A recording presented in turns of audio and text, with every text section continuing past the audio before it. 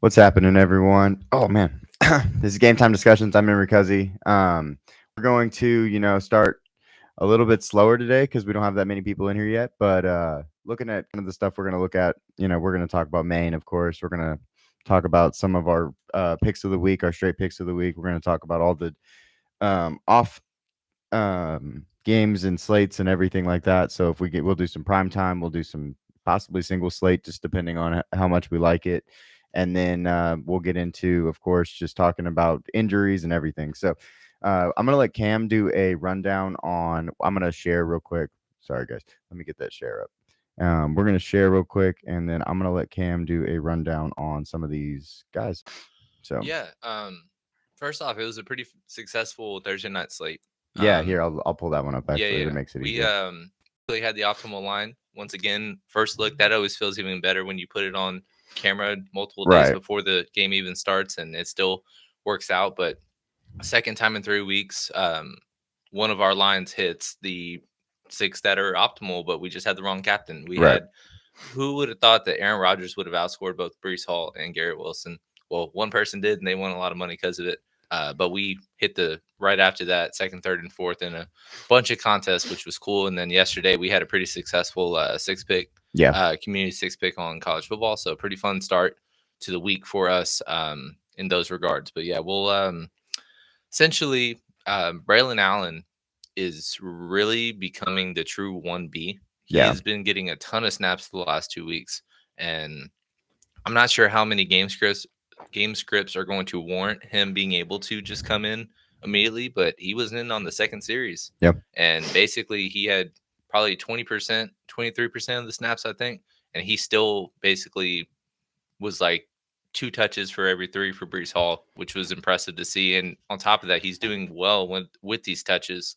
Obviously, he became the first person or youngest person in NFL history to have a rushing receiving touchdown in week 2, and then he followed that up with another 5 yards a touch for Yeah. 14 touches kind of outing, which makes us feel great about best ball and all that fun stuff. Yeah. We Brees have Hall did his thing. ton of exposure. And Garrett Wilson finally got in the end zone, but he and Aaron just don't seem in sync at all right now. Just a lot of miscommunication and missed targets, and there was an incredible throw that had to be made for that touchdown to be scored, but Christian Gonzalez kind of pretty much blanketed him. Mm-hmm. And even when he was open, there was an overthrow, there was underthrow, there was miscommunication on routes. So it doesn't look great from that regard, which sucks because we do have decent amount of exposure to him as one of our first round picks in best ball. Right. And then from the New England side, nothing really to say a ton. Ramondre had a awful game if you started him. He had 0.3 points after his first 2 successful weeks. The thing is, I thought he was due for some negative regression because he had 2 positive game scripts, and New England is not going to play from ahead the entire game, Yeah. basically all All season. And he season. started Exactly. first week and second week doing that essentially. And that's why he got 25 touches a game. And so obviously they were trailing behind early. They didn't want to run the ball. And then, he just really couldn't get it going. So that was definitely disappointing. One that did get it going was Demario Douglas. He finally had a positive outing, and that is truly the reason that the showdown line was as successful as it was, because essentially you didn't have any confidence with any of the Patriots receivers, but you had to pick one Yeah. by default because there was no true value. And, everybody else, 2 targets for Jalen Polk. Tyquan Thornton had 1 target and no catches. Keyshawn Butte, we didn't even mention him. He had 2 targets. And then KJ Osborne was not targeted on his snaps, but Demario Douglas, 9 targets and a rush, 78 all purpose yards on 7 catches and a carry.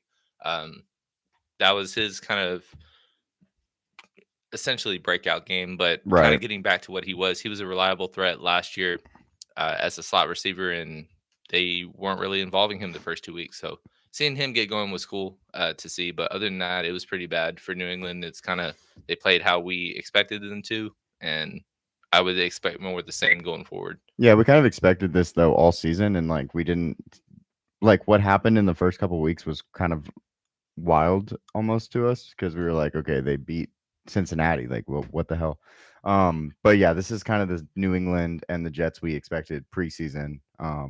everybody's kind of overreacting on the Jets almost because New England had such a good start, I think. Right. But we kind of think that the Jets were kind of, I mean, the Patriots were bad and they just needed to remember that they were bad. So And the Jets also, we said this even through our predictions and throughout the summer, they were the easiest team to predict to start the right, year in terms of win-loss record. They played San Fran, and then they had 4 different teams: Tennessee, New England, Denver, and Minnesota, that are projected to finish last in their division. And maybe that's not the same necessarily anymore, but still teams that they should be favored over comfortably. And going home against Denver next week, and then at Minnesota. So you got Bo Nixon and Sam Darnold, and then a Monday night game at home against Buffalo is truly when their season starts in our eyes. So that'll be a fun one when we get to that point. Hopefully, time doesn't go by too fast because I'm enjoying the hell out of the NFL season so far. yeah, absolutely. I want to look at, of course, we're gonna talk about weather. Cam will get the weather report going. I'm gonna change the tab so we talk about these and stuff. We actually have some pretty high totals this week, which is good to see. The only thing that sucks is that I wish that like all the games that I'm excited about are basically just all in the afternoon slate, Yeah, and there's not a ton of exciting games in the 12 o'clock. I wish there was a more of a balance so that we could hit that quad box up and get them right, going. But exactly. essentially, it's just like basically on the 12 o'clock games. Houston, Minnesota is the marquee one. Philly, New Orleans. Well, I mean, from from an aesthetic perspective, like Chargers, Steelers as well, something that I'm looking forward to. Right. But it's not like a Baltimore, Dallas, Rams and 49ers is not a fun game to watch anymore. But we're gonna have exposure to that game, so Right. got to look forward to that. And then Detroit, Arizona, obviously, is my favorite game on the slate today. Oh, are you not excited about the Raiders? Oh, the Raiders are actually in the afternoon too. So yeah, Yeah, it's not even yeah. I mean, I like the Raiders, but if they were in the 12 o'clock, it would that be would be even one of my better. Yeah, favorites. exactly. Looking at these numbers though, I don't know why they put Dallas first. Like it's the last game of the day, but they put it as the first one. You got some 47 and a halves. Dallas and the Ravens are the third highest total on the slate at 47 and a half. You also have some really bad games like this Browns and Giants game. It's just at 38 and a half. And I don't know if the Giants will score a single touchdown I won't in watch a this whole single game. second of that game. Not one. Exactly. You get zero exposure to either side. It's Yeah. just not fun. It's not a fun game to play. But if you're in a deep league and you have to start a Jerome Ford or a Deontay Foreman or obviously Malik Neighbors, I have to start. But I don't feel it's not like, oh, this is a great matchup compared to last week, and I Right. don't expect him to have a 64% target share. But yeah, that's just a game to avoid. And then another game that's actually super low scoring, we probably won't have any exposure to at 37 and a half for this Packers Titans game. I mean, we might have to get exposure to some of these games in the early only just because there's nothing else. But you can kind of see that, this 37 and a half isn't very juicy for anybody. And also Jordan Love's out. Yeah, So, so they brought up it's not official that he's out, but they elevated yesterday Sean Clifford, their quarterback from the practice squad. Usually when somebody does that, there's an indication that somebody is missing, and I don't think that they're going to deactivate Malik Willis. right. So obviously I think they're going to wait and be patient 1 week with him. Titans must win game for them. I know, it's a non-conference game, so it's not tiebreaker purposes, but starting out 0-3 and then going on the road to Miami in week 4, which obviously that's going to be against, Skylar Thompson and not Tua. But Right. still, having to go on the road to avoid being 0-4 is just a very, very uphill battle. And then also having an early bye does not. I guess it helps them because it kind of gets their mojo right. But yeah, they're in dire straits. They're favored. I'm actually surprised the amount of people that picked the Packers today. It's pretty split down the middle in terms of our picks, and we'll talk about that in a second. But definitely a big game for both teams. And then a game on the 12 o'clock that has actually some points at 43 and a half right here with the Bears and the Colts. We might have a little bit of exposure to some of the cheaper guys in that game. Then the Texans and the Texans and the Vikings will be one of the highest games we have exposure to, especially at the 12 o'clock slate. We might have, at least one guy or two guys from that game in every single line in the only slate. Yeah, and it's purely essentially just kind of more so the Houston side of things. I mean, Minnesota, they have Jordan Addison out again. Jalen Naylor's 44. It's a reasonable price. Right. But it's not somebody I'm going to force in today, especially in that game. If we did do a CJ Stroud stack, I'm not going to force a bring back just because we love 3 specific running backs today Yeah. that are basically all of our lines are going to have minimum 2, but a lot of them will have all 3 of them Yeah. because you can afford it and it's really easy to go around. And then so Aaron Jones is odd man out in that regard, and then Justin Jefferson banged up, had a quad contusion, and so I don't know how limited he'll be. But he's also expensive enough to where he shapes up your line, and if you go up there, then there's not really a ton of value you can get at receiver, which we kind of like the targeting the 6-7K Hmm. range for a couple guys today. And then, like I said, Jalen Naylor, and then Johnny Munt wasn't even the top tight end for Yeah. Minnesota last It week, was so Josh Oliver. not even punting tight end with them. Yep. And then 12 o'clock, Eagles Saints. That's the highest total on the slate, or the second highest Second total. highest. Second highest total on the slate, at 49.5.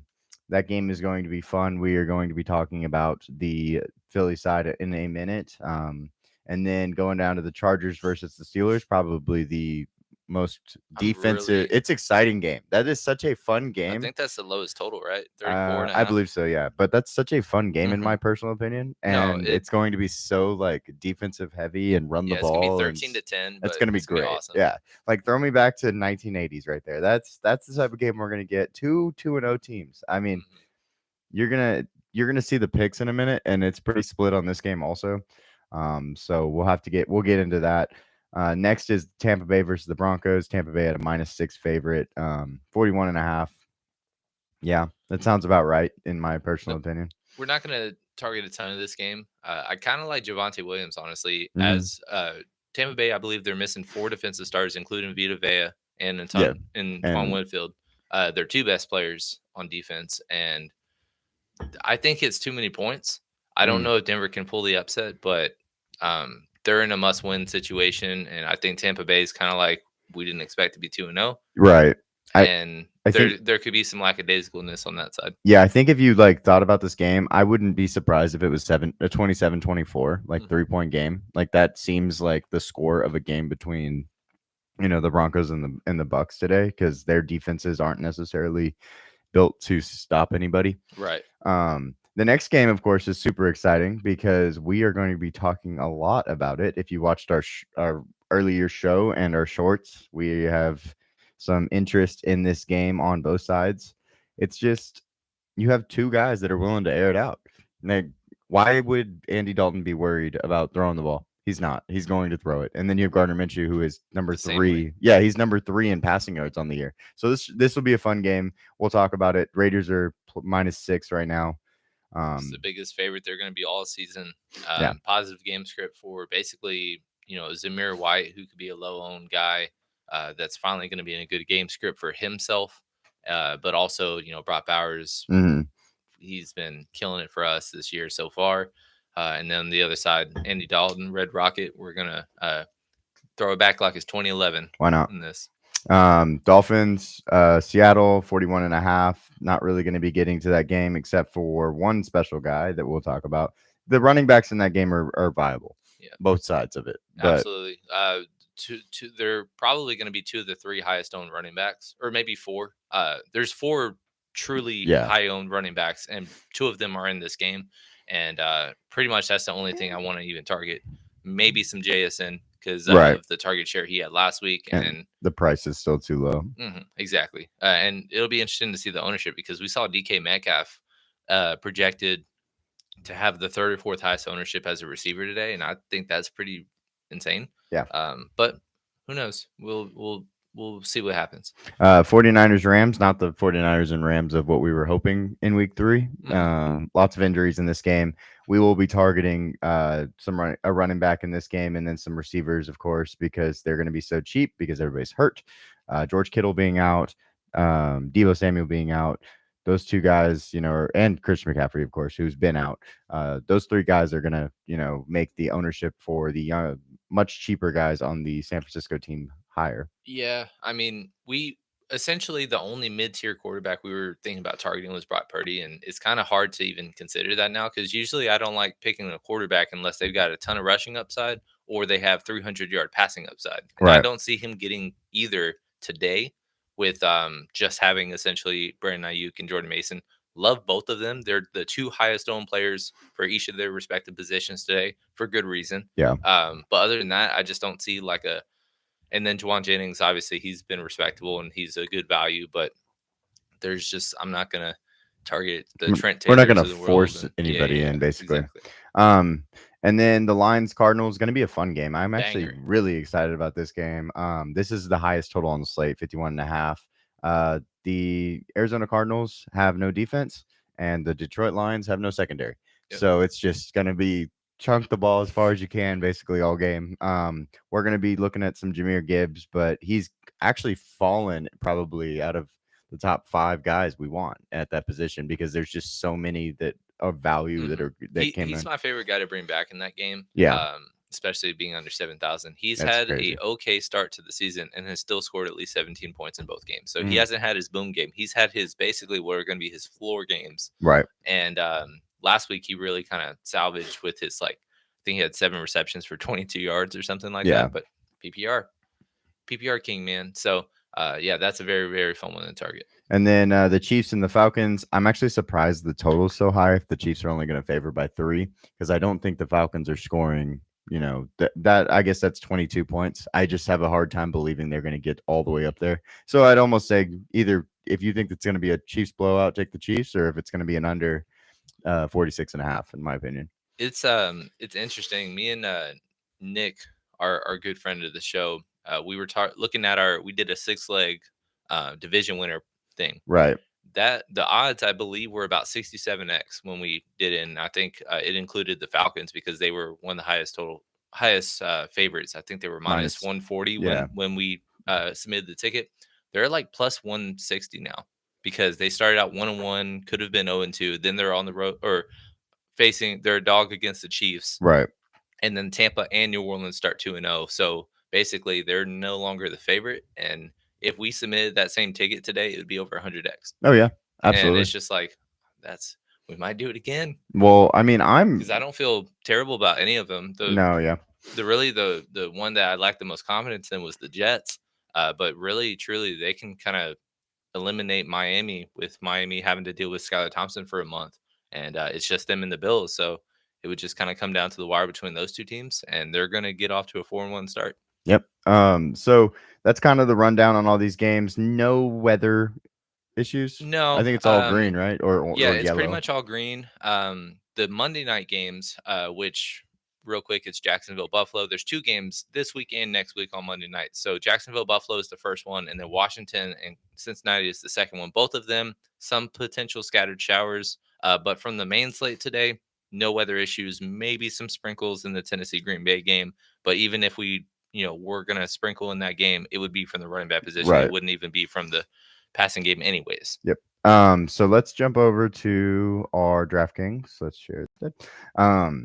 We'll start with talking about the quarterbacks we're going to play today. After our Thursday show, we condense that quarterback list and change it just a little bit. You're still going to see most of the guys that we talked about, but we did take some of them off, like Brock Purdy, like Cam said, because just how are you going to expect so much out of him with no receivers, nobody to catch the ball? Essentially, his upside to hit value, like big value today, has to be him being involved on 3 touchdowns. Yes. And so that means that if that happens, it's more than likely that Jordan Mason did not work out. And so it negatively correlates in my estimation. So I just, like I said, I don't love targeting quarterbacks that don't have a ton of rushing upside or don't have that 300-yard bonus upside. Right. So we do have some studs, though. We did add a stud, so we'll talk about him first. It's going to be Jalen Hurts. Concentration of pass work is going to be very easy to kind of talk about, because we don't see.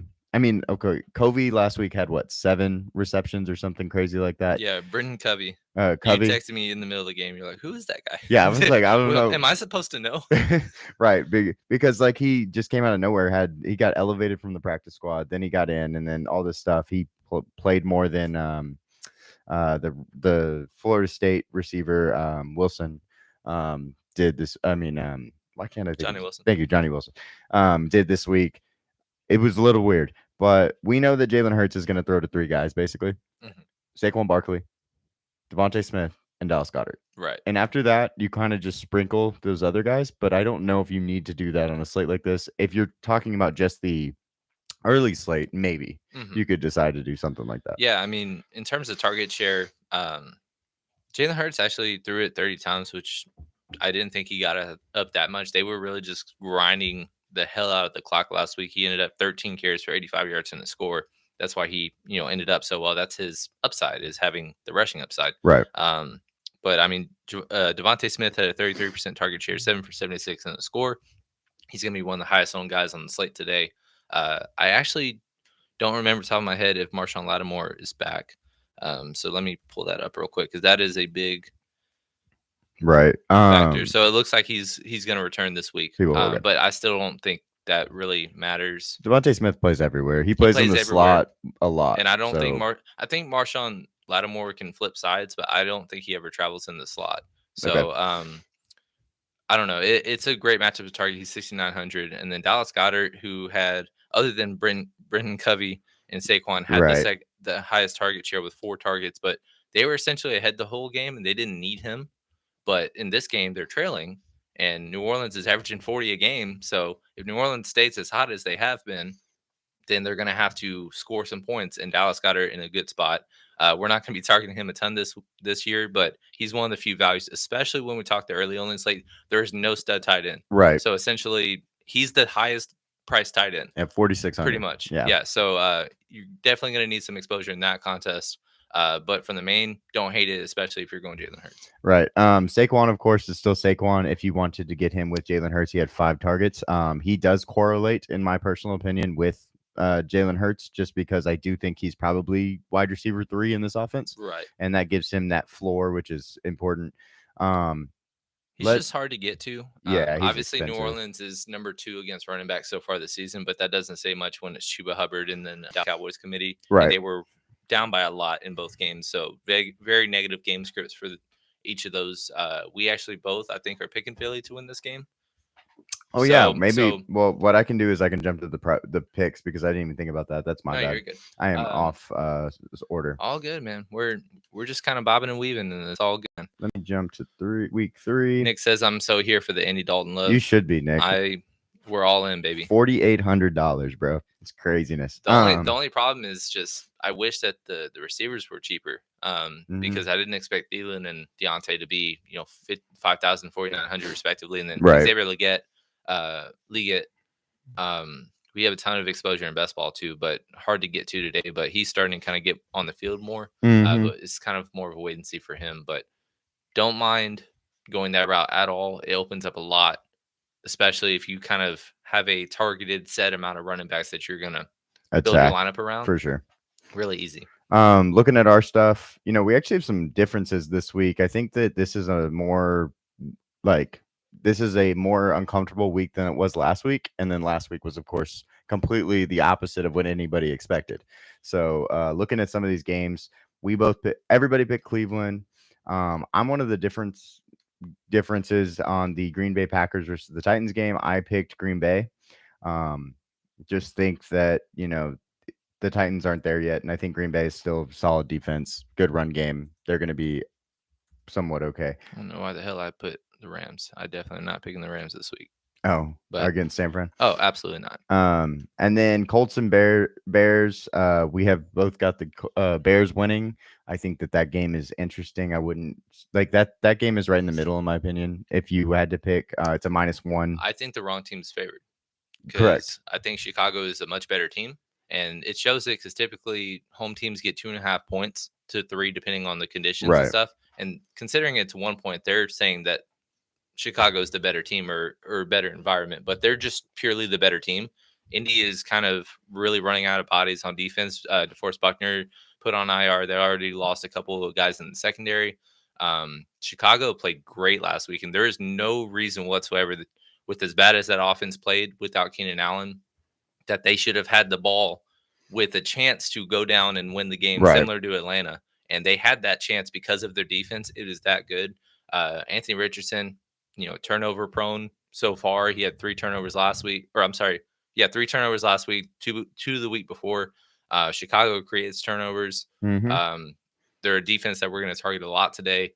Really like getting to Chicago. Like I said, they're in basically every parlay I have because they're the better team, and it's a road game, but it's not necessarily a home field that really scares me that much. Right, absolutely.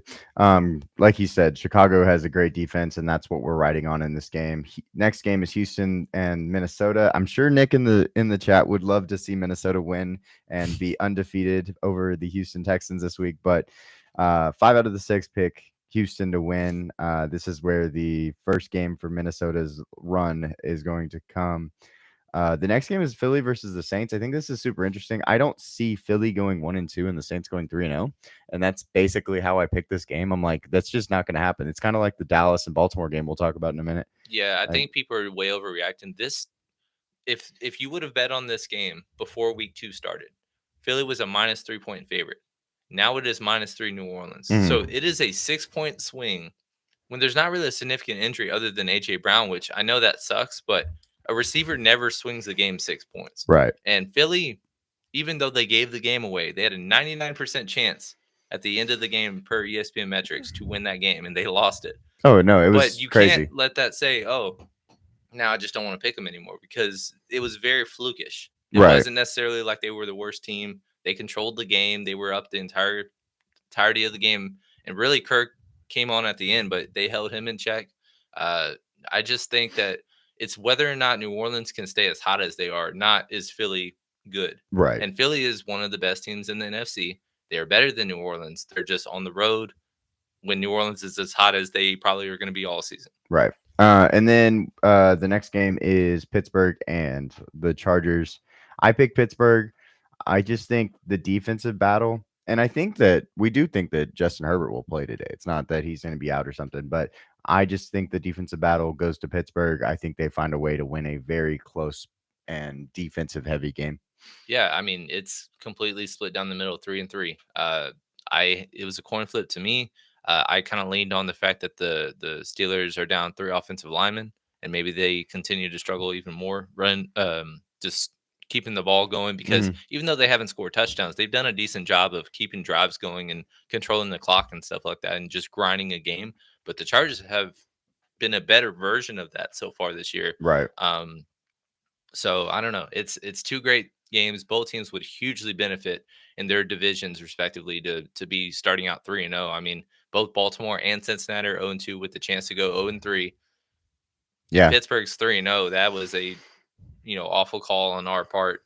And then if the Chargers are 3-0, like obviously Kansas City, you got to project 12-13 wins. So if they have a chance to win the division, they have a game coming up, I believe, in week 5 against them. Or actually, no, it's next week. 4. Yeah. So, and it's in the Chargers. So if the Chargers can win, they're 3-0, hosting Kansas City coming in. That's a great opportunity to just kind of get off to a very rocking start. Yeah. And then we have 3 in a row. Everybody picked Tampa Bay. Everybody picked the Raiders. Everybody picked Seattle. Not really much to say. I mean, Broncos against Tampa Bay. Tampa Bay is probably the better team. The Raiders against Panthers. Panthers have been awful. And then Seattle versus Dolphins. They lost Tua. So it's easy. What's fun is like everybody did awful last week. I don't think Oh, anybody had terrible. a winning record. I was 6-10. Never am that bad in just straight up pick'ems. But of those games, because a lot of times it kind of scares me. Look at the first 3, essentially of just red across the board, Yep. because we all just picked it together and wrong. 6 games were completely wrong by every single person. What I'll say with this week 3 is that I think that one of those games, there's a good chance that they just spoil everybody's party. What is that game to you? The Dolphins. The Dolphins do it. I think Gotcha. that they find a way to get the ball to their best players that we'll talk about obviously in a minute, and they make it happen. I don't think that Andy Dalton can beat the Raiders, but if he can, hey, more power to him. It's a Joe Flacco story. But yeah, that's the one that I think funny is is just like all of them are essentially 5 and 6 point favorites, and I don't think any of them are good enough to deserve to be that high of a favorite for any team. And so they're basically situationally just they're a better team. They're at home, but it's also against an 0-2 team or the Dolphins with Skylar Thompson. So it's I don't know. All 3 of those games kind of make me nervous. I would kind of lean, like I said, mentioned previously, the Denver side of things, just because well coached and I just think Tampa Bay doesn't deserve to be that high. But again, it's not enough confidence to pick any of those teams outright. Right. And then Dallas versus the Ravens. I just can't see the Ravens going 0-3. It just Exactly. doesn't make sense. So that's why we're both picking Baltimore, San Francisco, Rams. Everybody picks San Francisco. The Rams have 12 players on IR. Basically, you can only have 8, but they have 12. It's just that's how this game is going to go. It's just unfortunate. Everybody picked Detroit, I but was I surprised there beat wasn't more Briscoe Cardinal love in this after one. last week. Yeah, I agree. But Detroit's, bounce back type of game after they go and lose last week to Tampa Bay. I think it makes sense to have them winning this game, even knowing they're on the road. KC, Buffalo, Cincinnati, all 3 of them. Now, all of these teams deserve to be that. You just said the opposite about the other 3 teams. Mhm. Which of these teams gets spoiled? Other than, obviously, It's just kidding. I didn't even Nope, notice. it is going to be Jacksonville. They're in a win. Losing to Cleveland and Miami, the way they did, 2 teams that are going to be vying in the wild card, that is a huge deal. Mhm. Those aren't the same losses as Baltimore losing to the Raiders and then a game against the Chiefs. Chiefs. Is what But it is, but yeah, I don't think that'll affect them in the long run as much as it would Jacksonville, who they need all these teams that are going to be in the wild card race. They need a win or 2 over because that is the first tiebreaker. Trevor Lawrence is 2-0 in his career against Josh Allen, and he didn't even play well in those games. I think they will be the more desperate team. The Bills having 11 days rest after having a hot game. Usually, rest is always a good thing if you're, down in terms of struggling or you're just banged up. right. Buffalo is neither. They had a hot win week 1 and then week 2, and then have a long layover 11 days. And I just think that they could come out kind of sloppy, and Mhm. Jacksonville will come out kind of more refined and like we need this game. So I'm actually picking them outright to win. We'll be the only one that you'll probably see doing that, but I just have a pretty solid feeling about Jacksonville this week. Fair enough. I picked Buffalo, but at the same time, this game is actually the one that I would have picked to be the upset game. So I'm on board with that for sure. Now that I said that, let's get back to some DraftKings because I of Let's do course it. did that backwards. Lineups. Yeah, let's finish talking about some quarterbacks that we're gonna play. We have, like I said, a few quarterbacks. Jalen Hurts was the one that wasn't on our Tuesday or Thursday show. Man, I keep saying Tuesday. The guys, We record it Tuesday. yeah. And comes out Wednesday, Thursdays normally. CJ Stroud will be a guy we talk about today. It's mostly that side of the game. And then he's playing Minnesota, so you have to find a bring back, but we will talk. I mean, he's got 4 receivers that are all viable. I feel like you have Nico Collins, Stephon Diggs, Tank Dell, and Dalton Schultz.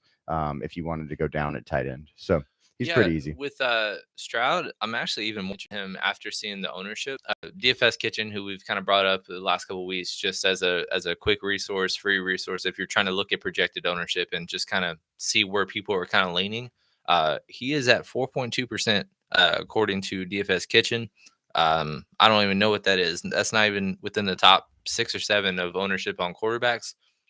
One of the highest totaled slates, and obviously everybody's going to be playing Cam Akers because he's 4,700 and he's starting without Damian Pierce and I'm gonna Joe play Mixon. him. Yeah, so and I I don't know if that positively correlates with CJ Stroud, but I think there's room for both to both. eat. Yeah, And getting a double of Nico or Stephon or both, or it right. doesn't matter the combination, but even triple stacking with Cam Akers and then 2 receivers is something that I'm really willing to do today with Houston.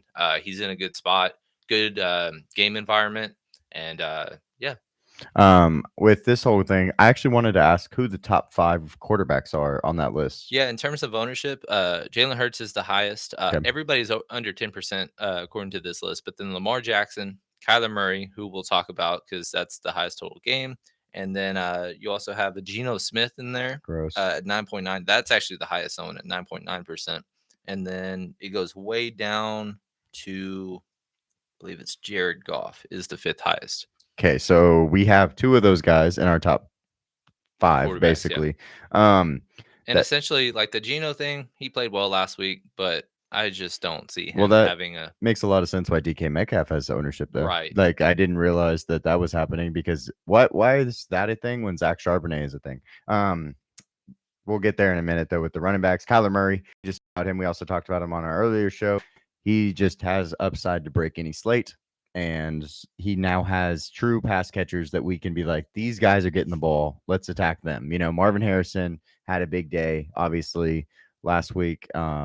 We, of course, were off of him the week when we needed him and on him Well, when the week he messed the up. thing is, it's all about owner manipulation, and so we ended up playing 4 community lines last week between the two of us that we posted. We had one line with Marvin Harrison. He was 3% owned, and we had 25% exposure. That correlates to being over 8 times the field Right. to him. So even though we're like, I wish I would have had more. Doesn't matter. Shoulda, coulda, woulda. You're over the field. Like you won that battle. You won that game. That stand that you took. So what's fun today? I didn't expect him to only have 6% ownership, Marvin Harrison. So people are still not on him yet. Mm-hmm. And it's the highest by far total in the game. Obviously, Trey McBride is the highest owned projected tight end for good reason. I think it's really easy to get both of them today in a double. It's kind of hard to bring back if you're going to go that route, but obviously Jameer Gibbs is somebody that we like. But we're definitely going to build a Kyler line that's a double. It's going to have both of them, and it's going to make us feel really nice. Yep. And then we get to go to the fun games. Let's go down here. We don't have mid tier anymore because we got rid of Sam Darnold. We got rid of basically Brock all the Purdy. mid-tier quarterbacks are not on the main slate. So like Kirk Cousins or Joe Burrow or Right. all these guys are like that would be 61 to 5,800 are not on the slate. So it's really was Brock Purdy, and we just kind of were like, all right, we don't have to go there. Yep. But we'll go to the even funner one, which is Gardner Minshew. 5,300, like him said, top 3 in the NFL in passing so far at 533 yards, making his home debut favorite, probably the biggest favorite they'll be all season. He just is going to sling it. He has 33 attempts, 38 attempts. Finally got the connection going with Devontae last week. Both he and Brock Powers combined for, 9? Each of them had 9 receptions. Devontae had over 100 yards. Yeah, he had 110. Brock Powers was close to hitting 100. He didn't score. 98. But 96. multi-touchdown upside, all you got to do is get to 15 points. He basically was right below on both games, but it's a good environment for him to just kind of return value, and that's why we kind of like into them. Yep. And if he does do this 300 possible plus game, I mean, shoot, he's right there on that upside. He's actually been really good. Like, people want to talk mess about him and whatnot, but I mean, shoot, he has a 76. I mean, we beat the Baltimore Ravens last week. Like, do I have to say more? Which makes me excited. And I know Baltimore and the Chargers, their secondaries aren't top 5, but they're still good secondaries, right? And so I'm not like disappointed in any regard that he's not able to hit over 300 yards and get that bonus for us. But against Carolina, obviously they were trailing by a lot to the Chargers early. So and Justin Herbert got banged up in the third quarter, so he only threw for 130. But it's one of the lowest passing volume game or teams that you're going to see all year. So we're never really going to play Justin Herbert, unfortunately, on a DFS slate. But then the week before, that was the big shocker because we were like, oh, we're going to pick Carolina's defense. And then Derek Carr dropped 47 on him and 3 touchdowns, 200 yards. And obviously they were so far ahead that it didn't matter at the end. I don't think with a quarterback change, it'll be another, 30-point loss. But if it happens, that's kind of really the only that's going to cap Gardner Minshew, because if they are somehow trailing to Carolina, that even more benefits. Then I want him more. Exactly. Yeah. Then I want as much of him as possible. Really, unless you think the Raiders are going to blow out the Panthers, that's the only kind of viable way that I'm like, oh yeah, Gardner Minshew's just going to suck today. Yeah. The other guy in that game, because we are going to talk about the other side of it, is the Red Rocket in Andy Dalton. Do it, man. Nick obviously is excited about the Andy Dalton love. You have to be excited because he is 4,800 and he's basically inherited, like when Joe Flacco went in last year, no one was super excited, right? Well, Joe Flacco, of course, had 3 games over 300 yards, and he just went crazy and ballistic because he just did not care. He just got to go out there and be old and throw the ball as much as he wanted and just fling it. And that's what we're going to get here, especially if the Raiders basically, are up. The last start that Andy Dalton had was with Carolina, and it was a year ago, essentially from this weekend, September 24th of last year, so week 3. 1 game last year that he started, 58 pass attempts, 361 yards, and 2 touchdowns. Give me the puke. Give me the Andy. And Come that on, was against man. Seattle, which Seattle, wasn't that great, and that was a team that we targeted last year. But the Raiders, if there's a weakness in this defense, it's the secondary. Yeah. So Deontay Johnson and Adam Thielen, like I mentioned before, I wish that they were a little cheaper to make me fit more kind of studs up top. But that just makes the ownership go down a lot because, I mean, I'll pull back up the first off, Andy Dalton 1% owned That's according to this awesome. line. I love that. I'll take that every day. We'll just play one line with him and we'll be 25x over the field. But I mean, Adam Thielen, I think it was 4% ownership for him. Yeah. And then Deontay Johnson actually at 10%. So I guess the field's kind of saying that Deontay is the guy to go to. guy And to we go think to. it's Adam Thielen, if you ask me. If I sit in this room, I'm like, Adam Thielen feels like an Andy Dalton guy, like we talked about. Mhm. I want you to actually pull up the numbers for the game from last year, who he threw the ball to, Yeah. while you have a That's a good chance. question. Because I think obviously Adam Thielen was on the team, Jonathan Mingo was on the team.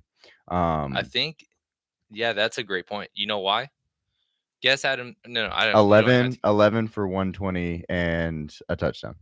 You're a little pessimistic. He had 145 for and 11. 11 catches, 1 touchdown, 14 targets with Andy Dalton. Yeah. Obviously, Deontay Johnson was on the team, but DJ Shark had 11 targets, 4 for 86 in a score. Terrace Marshall, no longer in the league, but 5 for 35. Why Miles not? Sanders had 8.8 out of the backfield. Yeah, Gets he's a- going to throw the ball today. Get some Andy They're going to Dalton. trail today. He's under 5,000. You rarely get to play $5,000 below $5,000 quarterbacks, especially because nowadays it used to be if you're truly not starting and you're a true Cooper Rush like backup, you're minimum price. But they Right. were tired of like, oh, last second injury you're gonna miss, and then just minimum price quarterback, and it just kind of makes the slate not as fun. So basically, every backup that is possibly gonna play is already 5,000, which is below Andy Dalton. Right. So yeah, very easy to get to. Even if you want a single, if you wanted to double Deontay and Adam Thielen, I'm not even against that. Especially we're gonna. Well, the only thing that's tough is I wish that game was in the 12 o'clock slate because I would be having a lot more Andy Dalton today. Fair enough. Like Cam said though earlier, is if we make 5 lines and we get 20% Andy Dalton, 20% Adam Thielen, we are absolutely Way over the field on both. And then of course we're gonna bring back with some Raiders because the Raiders have all kinds of guys that we like. It's not a terrible stack and it gives you so much extra money. Mm-hmm. Which quarterback would you like to start? We're gonna start with the Red Rocket, dude. All right, Red Rifle. I'm sorry. Red Rifle, yeah. Where are you? Yeah, so you got to go down to Desmond Ritter, who's not even on a roster, and all that stuff, and then you can just go wherever, man. We'll put in Adam Thielen, and I'm not like I said, I'm not opposed to getting Deontay Johnson at 49, but Adam Thielen I feel better about as the primary option in that offense. With Andy Dalton, I think you have to have 2, anyways. Just because he's not going to have any rushing upside. If he does do it, he's going to have a DJ Shark, Adam Thielen type of line. So let's put in Deontay Johnson and then the easiest bring back in the world, which is Brock Bowers. Okay, we get to the tight end. Really, tight end is kind of very straightforward this week. He's 5,400, but with George Kittle missing, it's really Trey McBride and him is who we're getting to on the main. And then if you wanted to sprinkle in some Dallas Goedert, there's no obvious below 2,500 or I'm sorry, 2,500 ish or below 3,000 guy that sometimes we'll sprinkle in like Luke Schoonmaker last week in a spot start versus Jake Ferguson. That was a guy that we targeted. He had 6 receptions for 43 yards. Beautiful.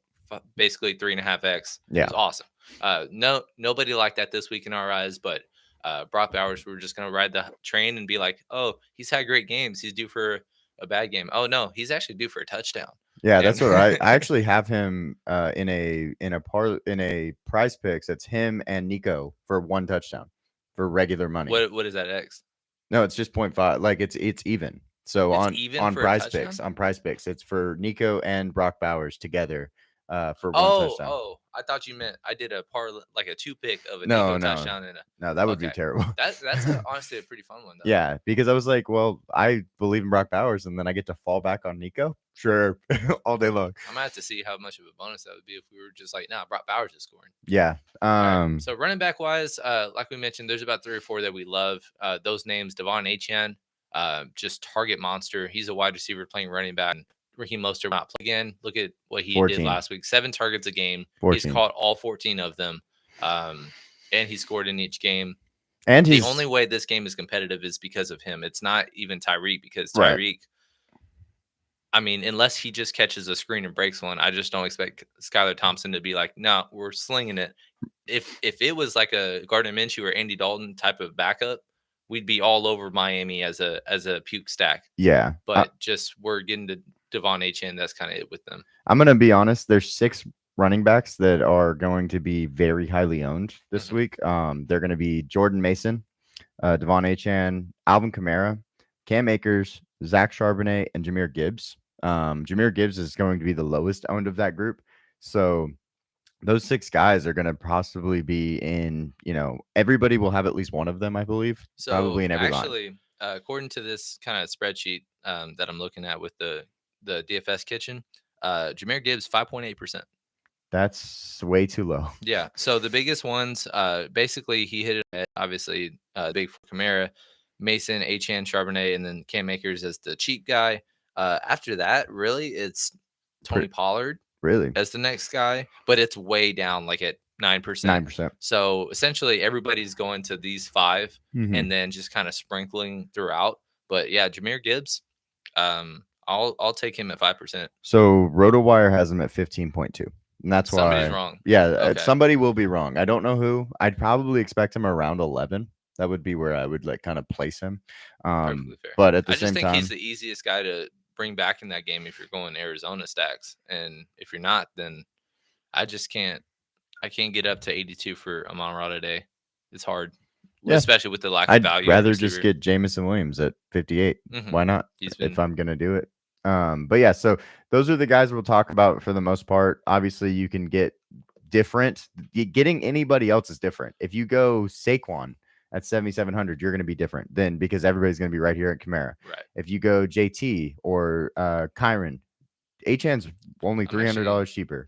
Interested to see Kyron, because he's the only healthy guy. So 6.6%, not terrible for Kyron Williams. He should have a ton of today. Just don't know if how much the offense will have success. He's been bailed out kind of by touchdowns. Yeah, he's got to score. Very serviceable, 14.4 and 15. We just think there's the ceiling for a 30-point game like we've seen before with him is not here today in that game environment. They just have no offensive line. My question for you, though, is does he turn into a receiver all of a sudden? Because at the same time, like, they also have issues there. Does he become Devon Achane when Jalen Waddle's out?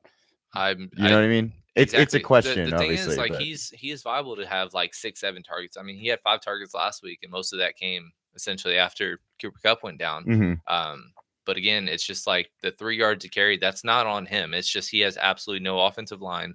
Everybody's 6 IR, 6 IR linemen alone. It's honestly sad because we have a ton of him in best ball. He's going to have a lot of volume. I just don't, like I said, know the ceiling, especially in a game like this against San Fran, which San Fran knows they're not going to try to get or go down 2 in a row. Right. Following, losing everybody. I think even despite having 3 skill players out, they'll be more motivated, and they're still the better team. Yeah, they have a solid defense and everything. Let's go to the rest of the guys, though. Jahmyr Gibbs, like we talked about, Achane, Kamara, I'm not getting any of, but if you wanted to, that's perfectly fine. He's been amazing. I'm honestly really upset Jordan Mason is only 62. Like, fair enough. The fact that he didn't go over 7,000 in his first 2 games when he's getting 21 opportunities, over 100 yards, over 150 yards week 1, and a score in each, and there's 3 skill. You knew for a fact Debo and Christian were going to be out. Then Kittle got hurt later. But, like, for example, we don't talk FanDuel yet on this platform. He's 83 over there. I still want to play him. That's still. But his ownership is going to be like probably 13-14%, or maybe even 20. But he's going to be like 65% owned in single entry. Oh yeah, on DraftKings, and absolutely. It's like, it sucks because it's just like you have to play him in some way. How do you fade him? How do you fade him? Like, your only viable way of him not working out is if he actually gets hurt. And I'm not rooting for injuries, especially if there's no history or inclination of that. And if that works out for you, cool. But it's disappointing because it also kind of screwed up the running back slate, because we already knew that there was going to be other chalky guys. Obviously, Cam Akers is somebody we didn't bring up in the first look. I guess we did kind of downplayed like how significant Joe Mixon's injury was, but we thought with him coming back, even though he didn't finish the game, the fact that he came on the field, that he would, he actually, DNP, and he might even miss next week too. Damian Pierce didn't really matter, but we weren't going to play him unless Joe Mixon was out. So, Right. but yeah, 4,700, sign me up. Yeah, too cheap for a starting running back in a high-powered offense that could fall into the end zone. There's just no one on this slate, even at receiver or anywhere. Any other position doesn't have the one value guy that Cam Akers is today. Right. So that's why Cam Akers will be in our lines. Some other guys, before we get done, like I said, I counted off all 6 of them, but Zach Charbonnet, he's 6,000 with Kenneth Walker out. So we're going to get some of him. The thing is, he had terrible exposure last week. Or I'm sorry, terrible efficiency last week. He just fell into the end zone and got 17 points. Right. I don't want to get to him today, but I guess if you're going to make me, I'll play one line with him. Well, I'm not going to make you do anything on this slate because I just think there's so many good running backs we could get to instead. He's clearly my 5th favorite of the big 5. Right, for sure. And we're not even going to get a ton of Kamara, or at least I probably won't make a line with Kamara. Yeah, and that one's the nerve one. Yeah, because Philly actually has not looked good. I mean, it's like 8 yards a touch last week, and then Algier came in and had about 60 yards all purpose. But yeah, he 5 touchdowns through 2 weeks, and he's looking great doing it. 5.5 yards a touch. Last year he had less than 4 yards to carry, so it wasn't efficient, wasn't scoring touchdowns. We still liked him for his PPR upside, but we didn't expect he still had all this. Okay, all I'm saying is Clint Kubiak is him. He's that dude, bro. He is that guy. He is because the fact that he can take this team and make them without Chris Olave. Yeah, he has without Chris Olave. He's done nothing. And they beat Dallas by, look at this, 45 point average. It's just insane for a team that we thought was going to be bad.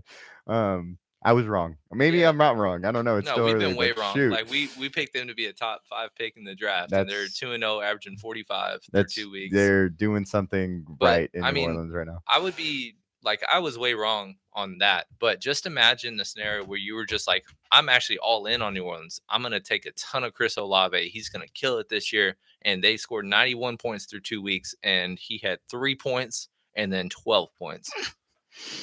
Just best receiver that they have, and Rashid Shaheed is doing crazy. Which running backs would you like to do in this build? We have so much extra money because of our. Well, the thing is, since we kind of went double, like mid-tier receiver, I want to get at least one good receiver. So I want to let's see. I think we're gonna need to get Mr. Marvin in there. I agree.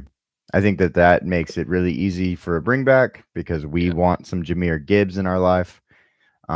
We still have 6,500 for 2 positions. I mean, we just have all the money. The easiest thing, if you wanted to just kind of go chalky, well, that's not what I was going to do. Oh, but really? If you want to go chalky, you could go with Jordan Mason, and then with your flex, play Devontae Smith. Oh, Devontae Smith. Yeah. At 69. That's true. That's a very strong cash build it's not even a cash build because this is a perfect example of just like you can play the chalky guys and then just have the really puke stack and just kill it. And nobody's going to have a line that has double Andy Dalton, Adam Thielen, Deontay Johnson, and then Marvin Gibbs with a bring back. And then you have the 2 chalkiest guys with Mason and Devontae Smith. I don't know how many people actually are going to be on the Bears defense today, but that's my favorite defense on the slate at 2,600. Yeah, because of the fact that Indianapolis has looked awful. Bears 5% owned. So you have 5 guys even though we have 4 guys that are going to be some of the highest owned at their positions, about 5 guys that are under 6% owned. And that's just going to be a line that's not going to be duped, even though it has 0 remainder. That's why I love the NFL slates, because there's so many ways to get different while also having all the really easy clicks. Yeah, there's literally on this slate, if you look at, top to bottom, like you have 12 games. You can always find room and to get away from like the chalky chalk of the slate. I really like this line. I think that it gives us, like, in Jahmyr Gibbs, you can tell me wherever he's at, he's going to be between 5 and 15%. Like, you even get some chalk, you get off the chalk on that guy. No Kamara, no Achan, but I really like this line. I think it's really good. So that's our first line, and that's our first look of the day.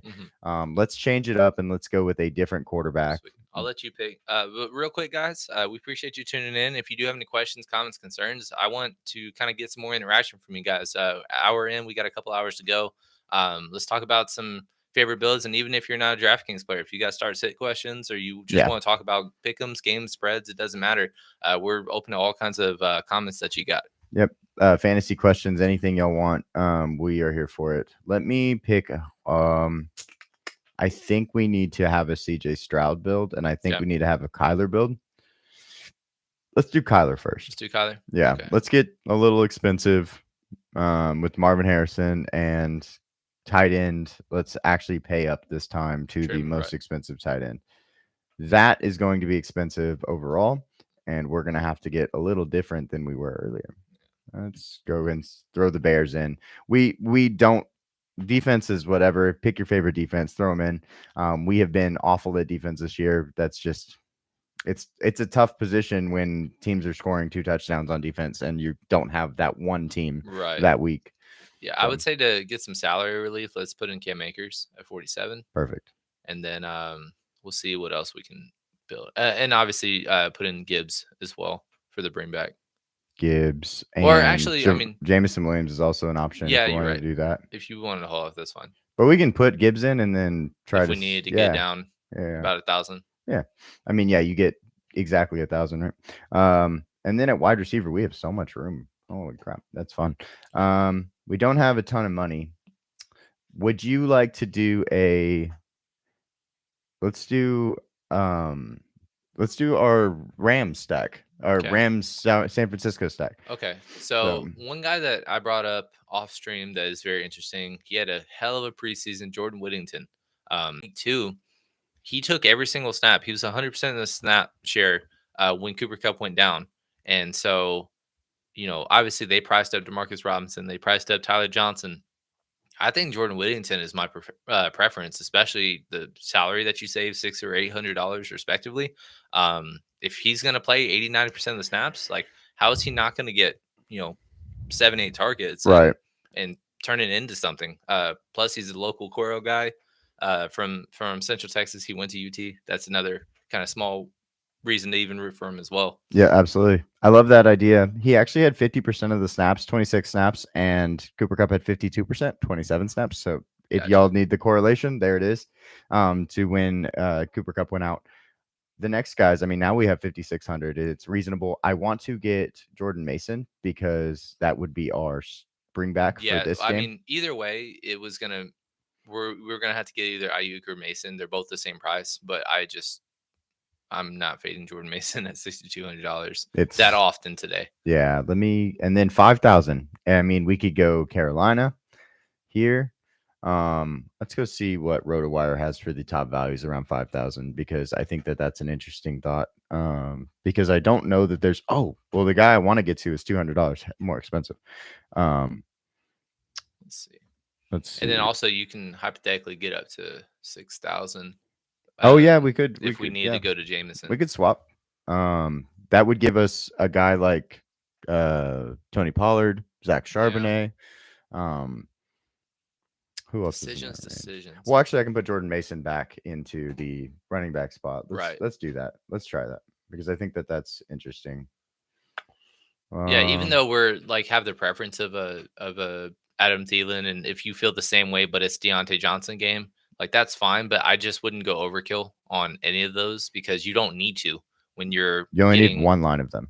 One line, you're 2.5x the field of Deontay, and then 25x of the quarterback, and then 5x of the field with Adam Thielen with just one line. If you're just playing 4, if you're playing a 20 max, that's really you just got to play them 1 out of 20 for it to be even with the field with an Adam Thielen build.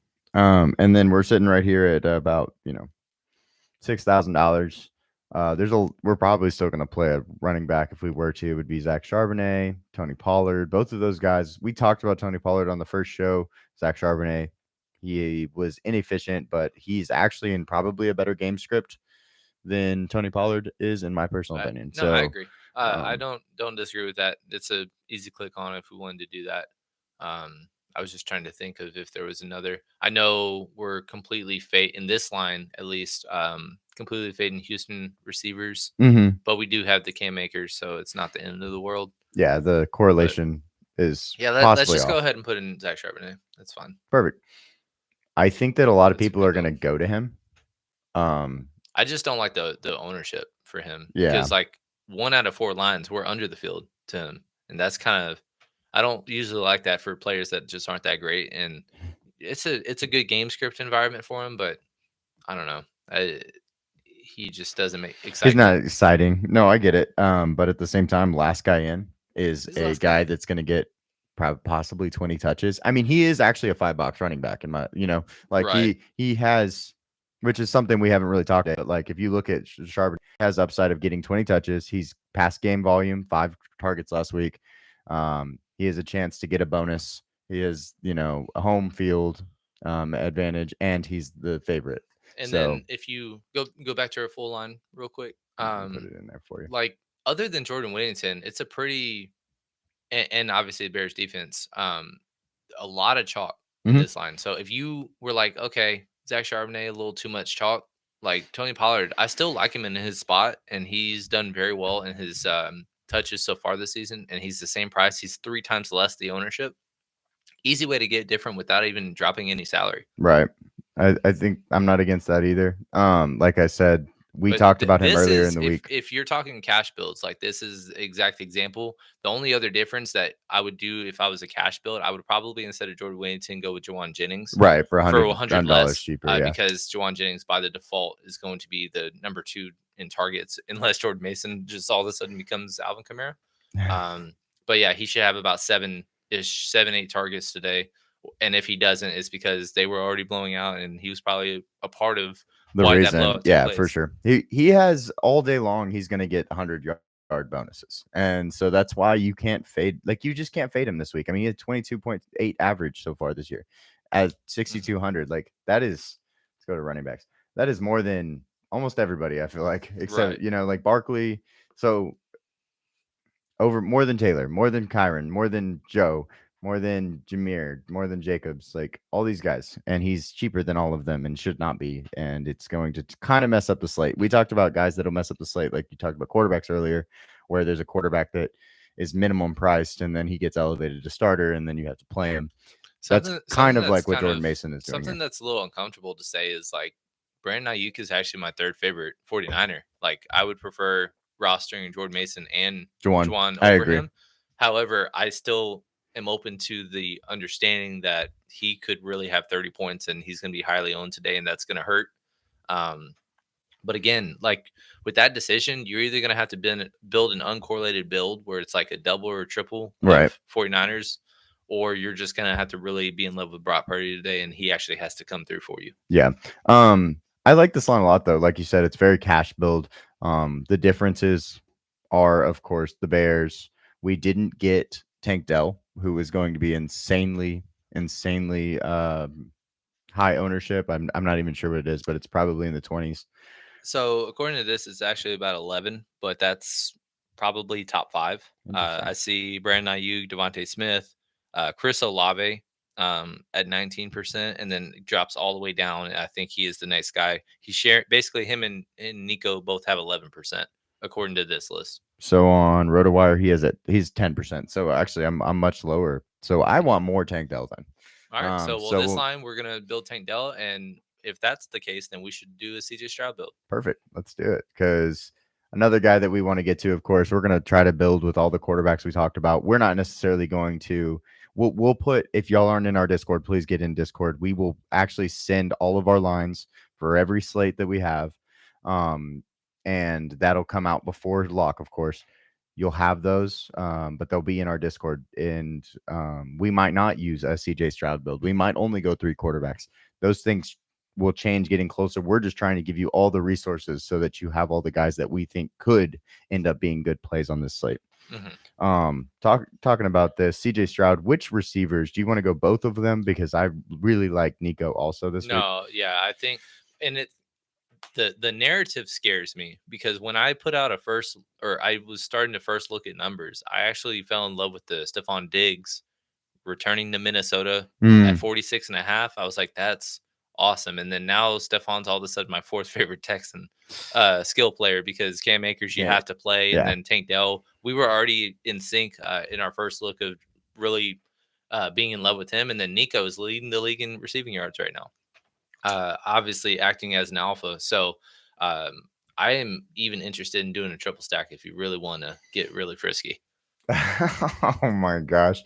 Let's no, I don't think I can do it. Okay, that's fine. Just because it's it's not that it's not viable, but you know, you have the problem of, you know, are you going to triple stack with Stefan obviously. No, no, it would be Cam with Akers. Cam. Just That's to, more I mean, we're reasonable. gonna need to save some salary. That's so That's much actually more what I was mentioning. reasonable. I wasn't doing a triple with Stephon Diggs. That Okay. wasn't in my cards. But Let's see how this goes, and then I will take you up on possibly the that wait and offer. see Yeah, approach. but Okay. I if we do triple stack, guys, that is not Uh, going to be cash at all. Please do not play that in a cash in build. a single entry or even a 3 max or 5 max. 20 and 150 could be viable. Which Minnesota Viking do you like?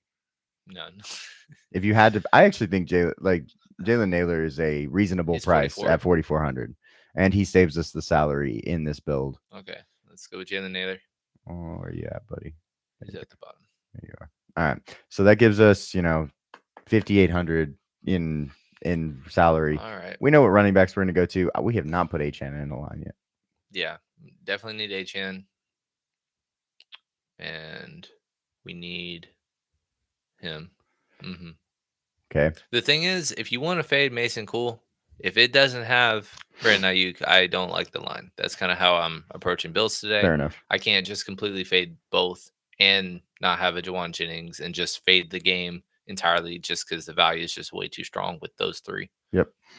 Tight end wise, we still have 50, you know, 5,100 is actually a lot because tight ends, like you can find value tight ends on most slates. Well, That's let's not kind of necessarily the case here. let's kind of go through like some names because obviously we're really heavy on McBride today. We're heavy on Brock Bowers today. It's interesting that is George Kittle playing? No, he's out. I don't Why? know So why it why don't? hasn't updated on here. Okay. Maybe I should refresh after this one and we'll see. Okay. Because that might be what's going on here. Gotcha. Yeah, so with we're heavy on those two today. Obviously, there's certain names that are kind of interesting but still pricey. Like Mark Andrews at 48, I don't mind at all. With Baltimore today. Fair enough.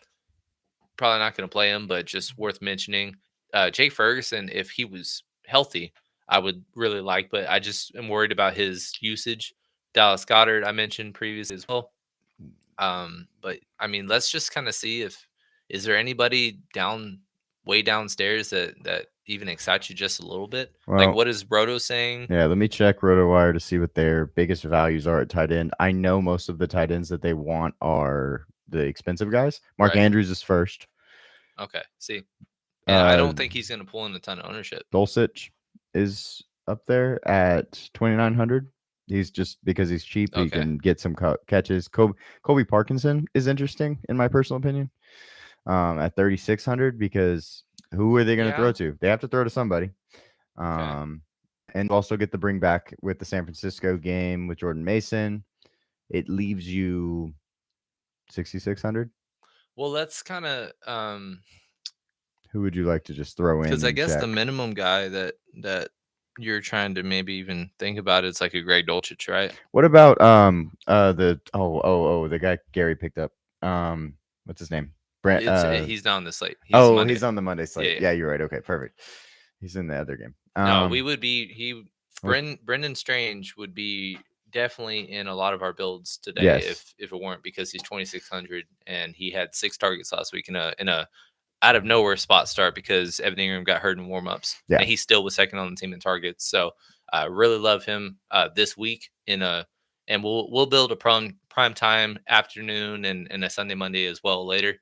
But yeah, basically if you go down to 29, what is that getting you? 73. That's kind of hard to like. What are we really trying to afford? I think honestly? I'd rather go with There's like notable names like Devontae Smith. There's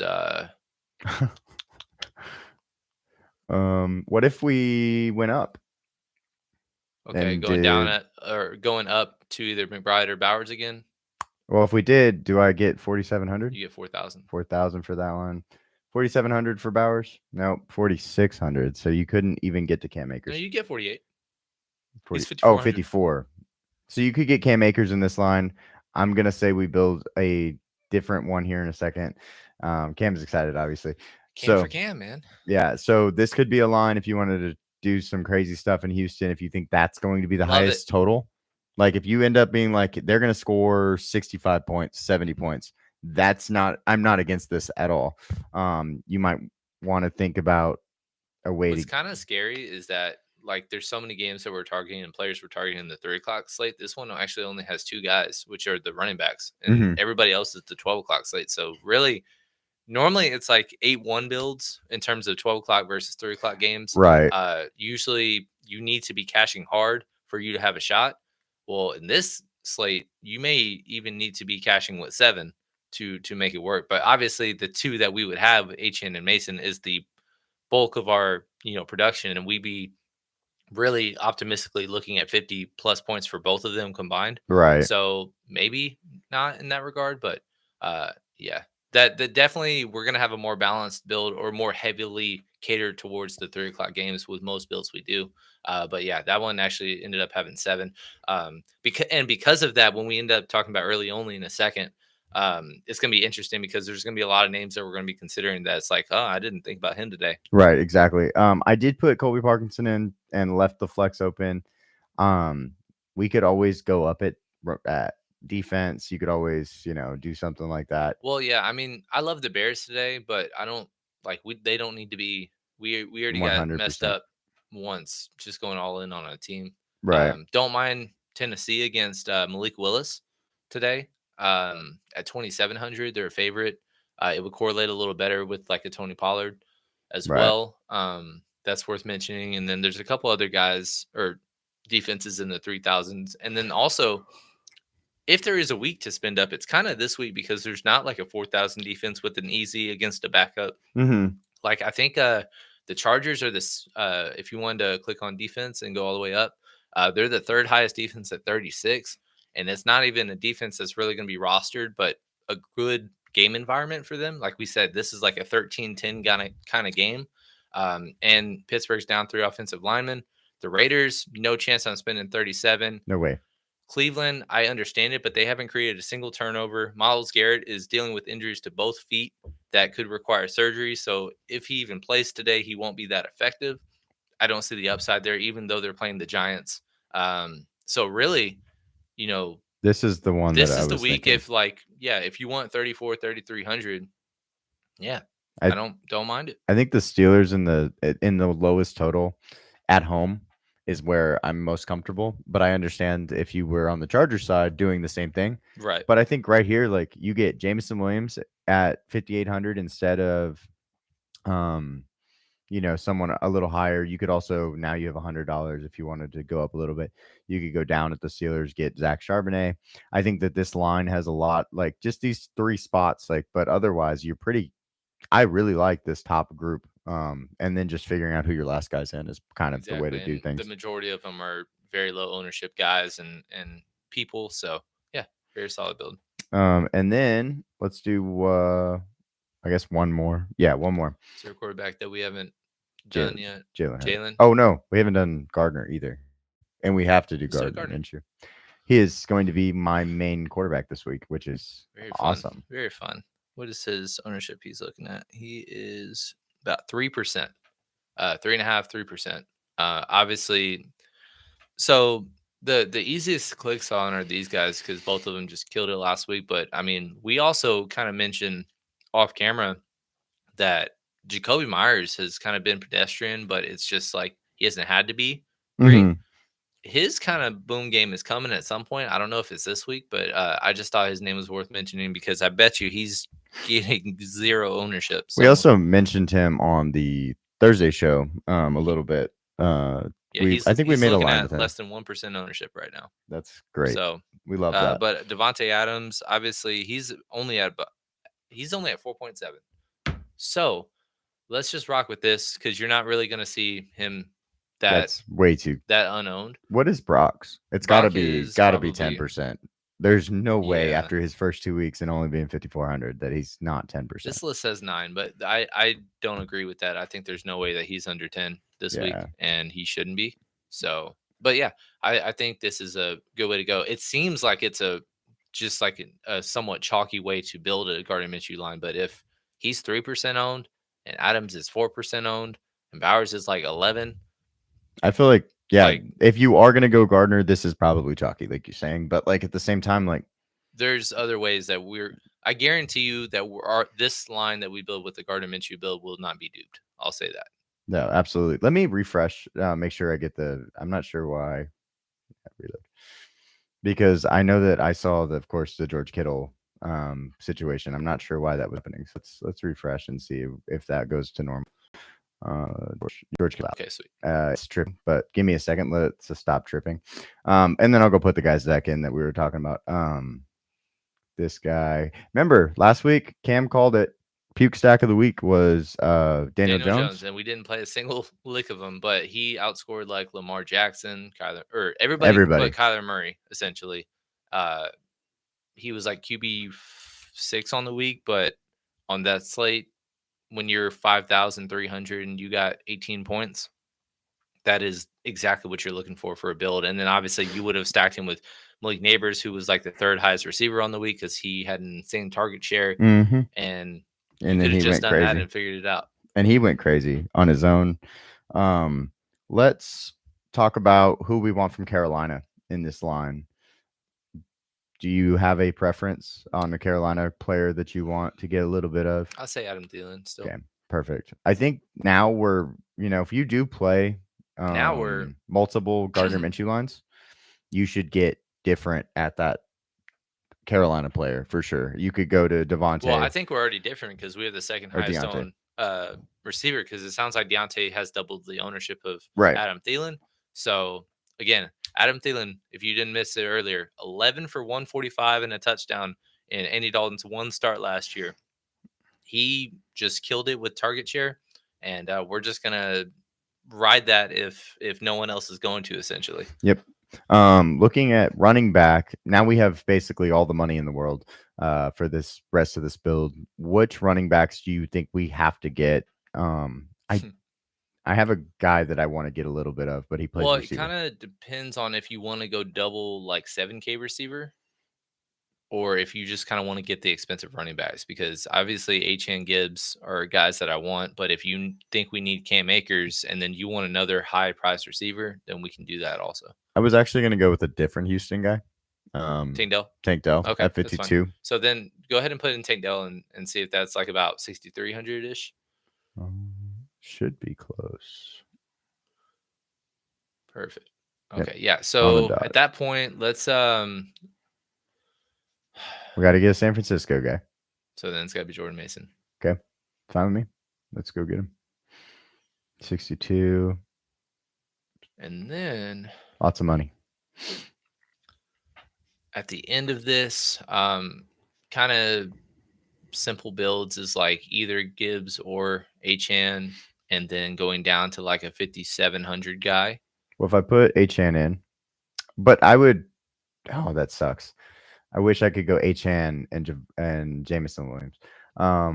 Right. But at the same time, if you went Gibbs and Jameson, that's a better correlation because it's a skinny stack of that game. Without the quarterback though.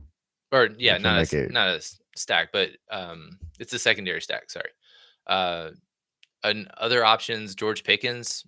He was one of our favorite props this week. I think it's all the way up to like 53.5 receiving yards. So we were in on that early, about 9 yards. 44.5. Yeah, we got him at 44.5 when we called him out earlier this week. His receptions was at 3.5 as of yesterday. I've transitioned into that being my preference on Prize Picks. Yes, because the receiving yards went up so much. But one thing that I forgot to mention to you that to put in that short was he had a touchdown and a 50-yard reception called back due to penalty. Oh, yes. Last week. I know. He basically, if those two didn't happen, he would have, in a pedestrian game against one of the best corners in football, guarding him and traveling with him, 4 for 81 in the score. So this is his first true matchup where he's not really, you know, facing a marquee corner. Right. And so that's just kind of why I love him today. I don't know if really anybody's going to be on him. Let's pull up his ownership. I think I like how He's this. at 3.5%. Yeah, So really that's like really that. cheap. And then obviously another person that I mentioned was JSN in a good game environment. He's about 9% ownership. He's 300 cheaper. Yeah, Good way he's to go as well. yeah. I actually think also there's a guy that we talked about on our first show that is 5,600.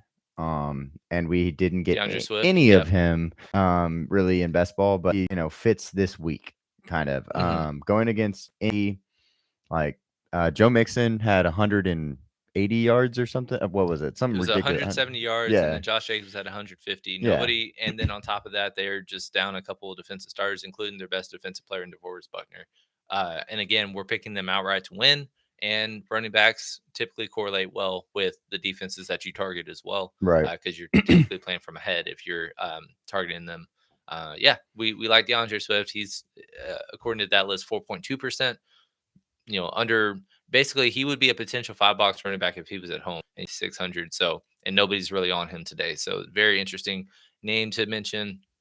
And then another one that I thought was interesting that's going to have basically no ownership is Javonte Williams as well. And then obviously, but that wouldn't really relate with our double that we're doing.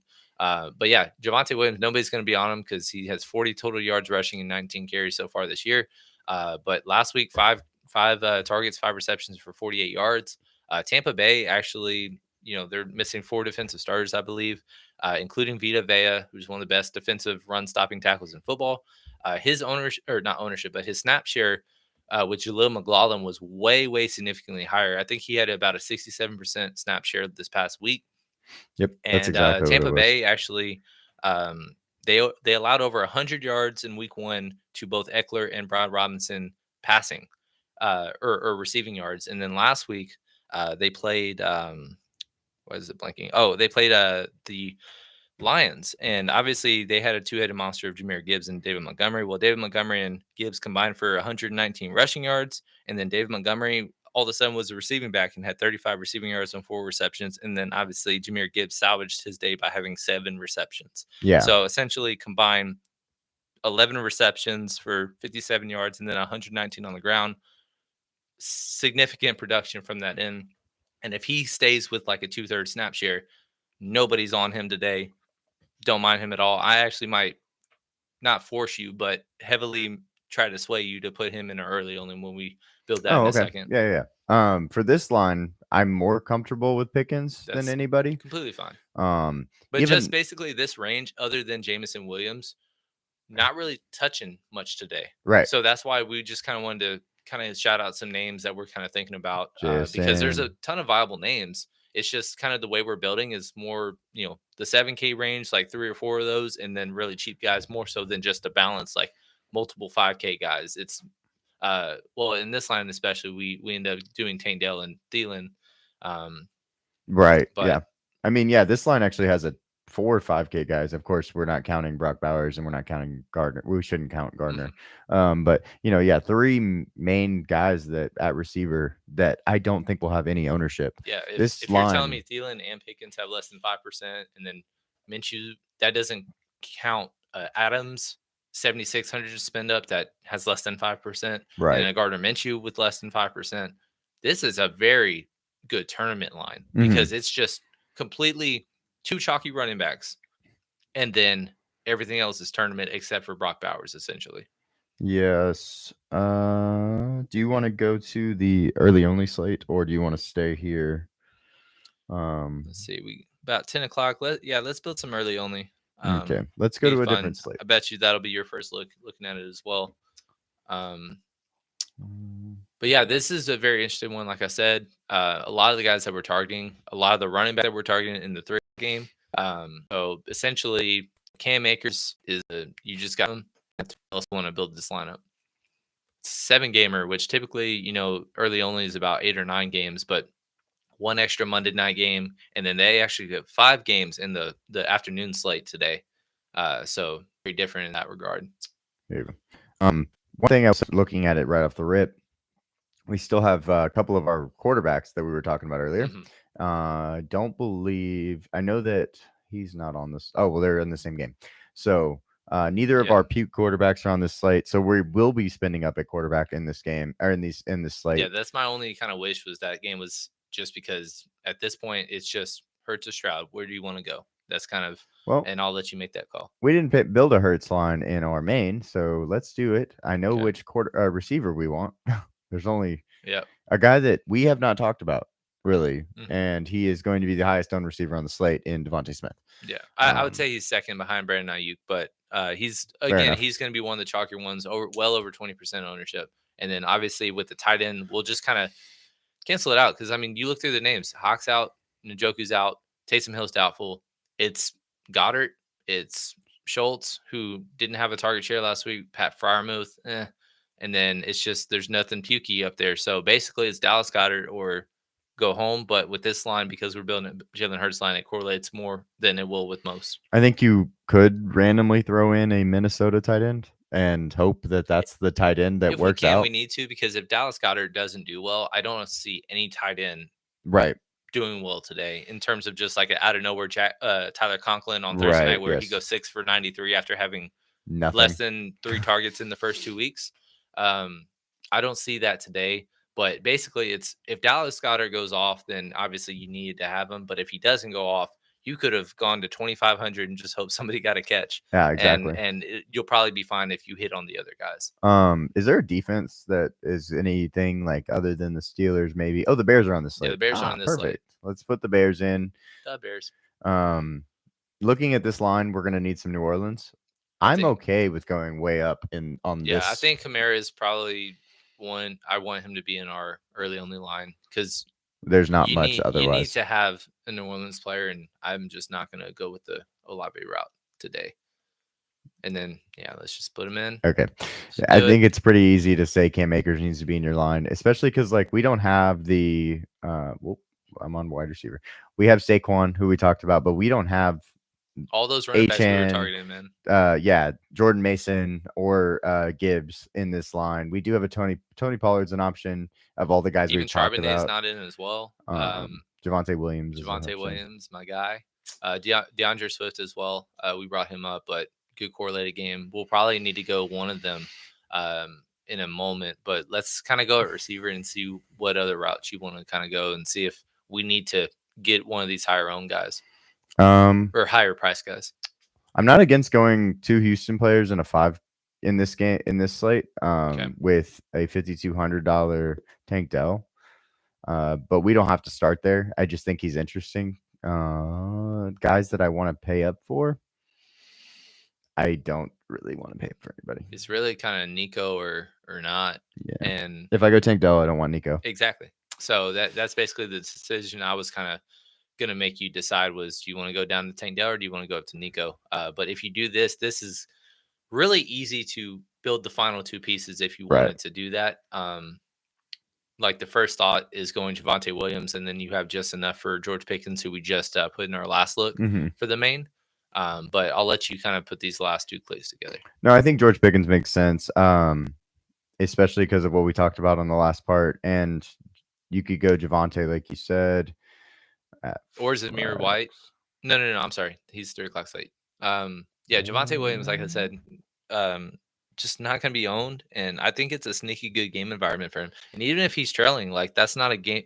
He's not the type of running back that is going to negatively impact that. Obviously, he was trailing the entire game last week against a top 5 Steelers defense. And he salvaged because they were trailing. So they had to throw it. And they don't have a really good receiver group. So he had 5 for 48.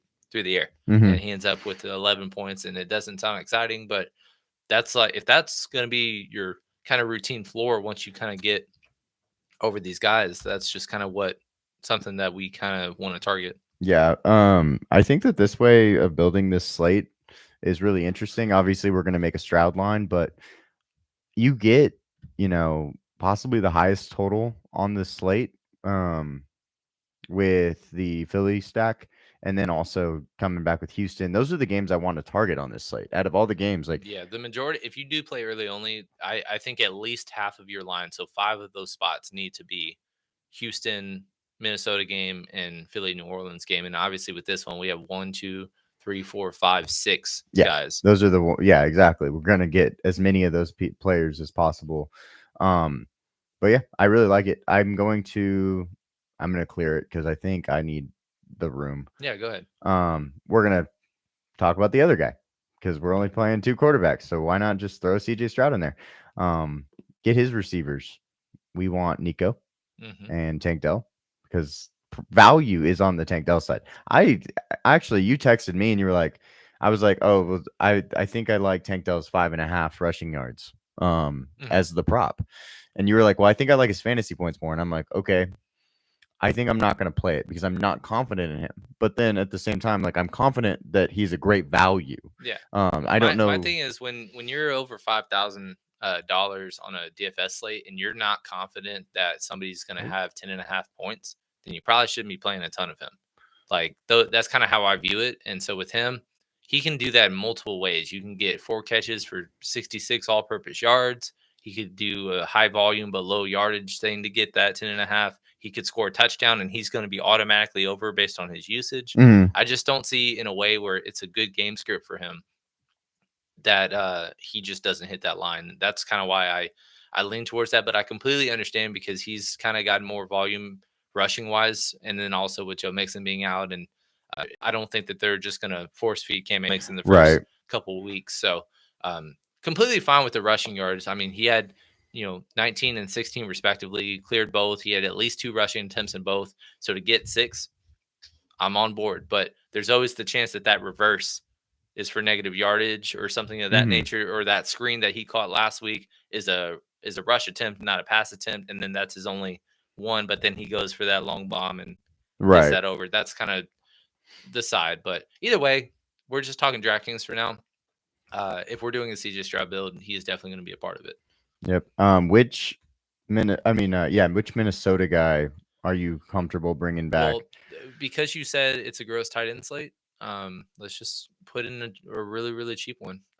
They're 32 and 3,100 respectively. Josh Oliver. I actually want to pull up the snap count because I know Josh Oliver outperformed him. Not this last week. Not this last week. Okay, but the first week. Yeah, he did the first week. Okay. Munt scored. Munt's been more consistent. Okay. Actually. So 3 targets each of the first 2 games. If he's the guy that falls in the end zone, you need the guy that falls in the end zone. Tell me which one it is. Well, tell me which one right now. Let's see. Minnesota snap counts. So with the tight end position, last week, so Johnny Munt and Josh Oliver were basically a 50-50 split week 1, and then week 2, Johnny Munt actually had 70% of the snaps. Josh Oliver had 54%. So decent, healthy amount of 2 tight end sets week 2. Week 3, I expect more fireworks. So who's going to be on the field more? Maybe Johnny Munt. He's $100 cheaper. Go ahead. Just put him in. Okay. I think Josh Oliver is actually the better pass catcher, but it's all about volume, and he has the volume over him. Who allowed him to wear 84 is what I want to know. Like, I'm not quick tangent. I'm not a huge advocate of like, oh, we need to retire every number of every elite player ever, because over time you're just going to run out of numbers. But if you have a guy that is just elite and they were great and you want to recycle that number, you better make sure that, like a Dallas Cowboys 88, like Michael Irvin talks about it all the time of like, I don't want my number retired. I just want, if you going to take that number, you better be that guy. That number. Yeah, for sure. Bryant, Drew Pearson, now CeeDee Lamb, kind of those things. Randy Moss is arguably the GOAT receiver outside of Jerry Rice. And you're giving 84 to Irv Smith Jr. and Josh Oliver. And it's just like, yep. That's I wonder not fun. if it's just because like Michael Irvin played his whole career and, at the Cowboys, and Randy Moss, of course, was bulk of his career. When we talk Randy Moss, outside I think of Minnesota. one season with because he set the records with like obviously he's very forgettable as a Raider. Hey. I went to a game and watched him as a Raider. And he probably didn't do well. It was a preseason game. Oh, okay. But yeah. It was against the Texans. Okay. But yeah, anyways, so we'll get back to it. With running back, probably fine going Kamara again. Yeah. My question is with this, are you wanting to put in Cam? I know like triple stack's kind of scary, but on an early only slate that's only 7 games, I don't mind it. I was actually thinking about, doing the DeAndre Swift route, uh, Okay, that's and fine. doing like the Chicago stack. Cool. We got And about 58 left yeah, per. I Which that's kind of basically affords a lot of the mid tier what we want. We're not really getting up to the high sixes. We do, I kind of want that guy yeah, as much as possible, and I think that leaves me yep, exactly what I was yep, hoping for. So, yeah. I know. um, This is my CJ Stroud build that I did behind the perfect. Okay, scenes. yeah, So yeah. Because like I was like, I did the math a little bit while we were talking, and I was like, I think it works out perfectly. but Um, yeah, so Johnny Munt was the answer. once again, you heavily targeting the Houston Minnesota game, and then you're bringing it back with the two easiest clicks for the New Orleans Philly game. That is a grand total of 7 players from those Hmm. games, and then all you got to do is just put in a DeAndre Swift, and you made 3 decisions in this line. Yeah, You filled out all nine spots with 3 decisions. I'm triple stacking one game with the bring back.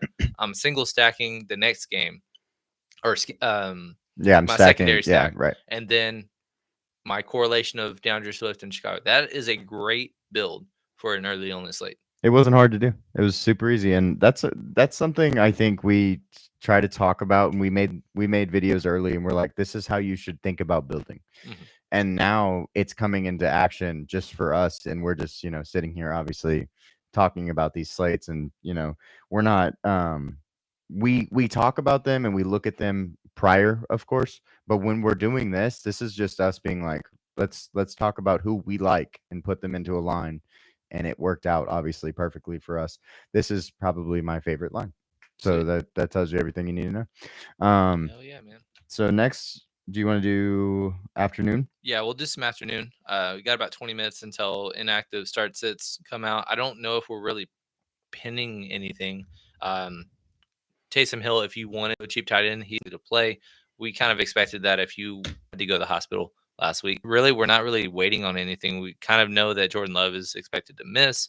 Um, um, Ian Rappaport reported Broncos are going to emphasize the run game to take pressure off Bo Nix.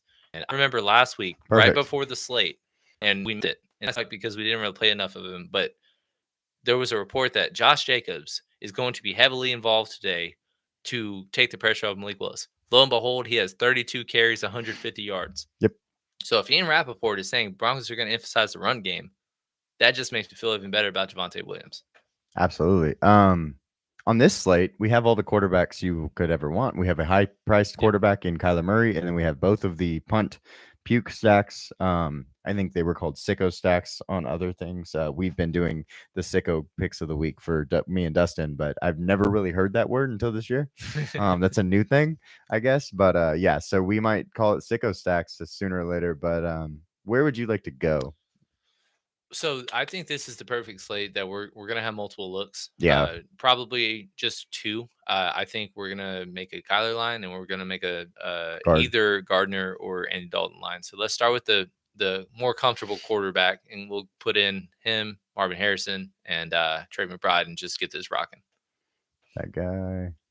This guy. All right. The We don't only have a defense on this slate. Yeah, I mean, we've been heavily doing, but at the same time, there's reasonably priced ones. If you want to go all the way down to like the Rams for some reason, because Why wouldn't I mean? Why is that not viable though? Like, it's my it's thing. it's not unviable. Like the only problem is they just kind of allowed 30 by halftime last week, and that's kind of scary. Uh, Especially if they're not going to be able to move the ball or anything of that nature. But there's no defense that really excites me. I'm not paying 37 for the Raiders.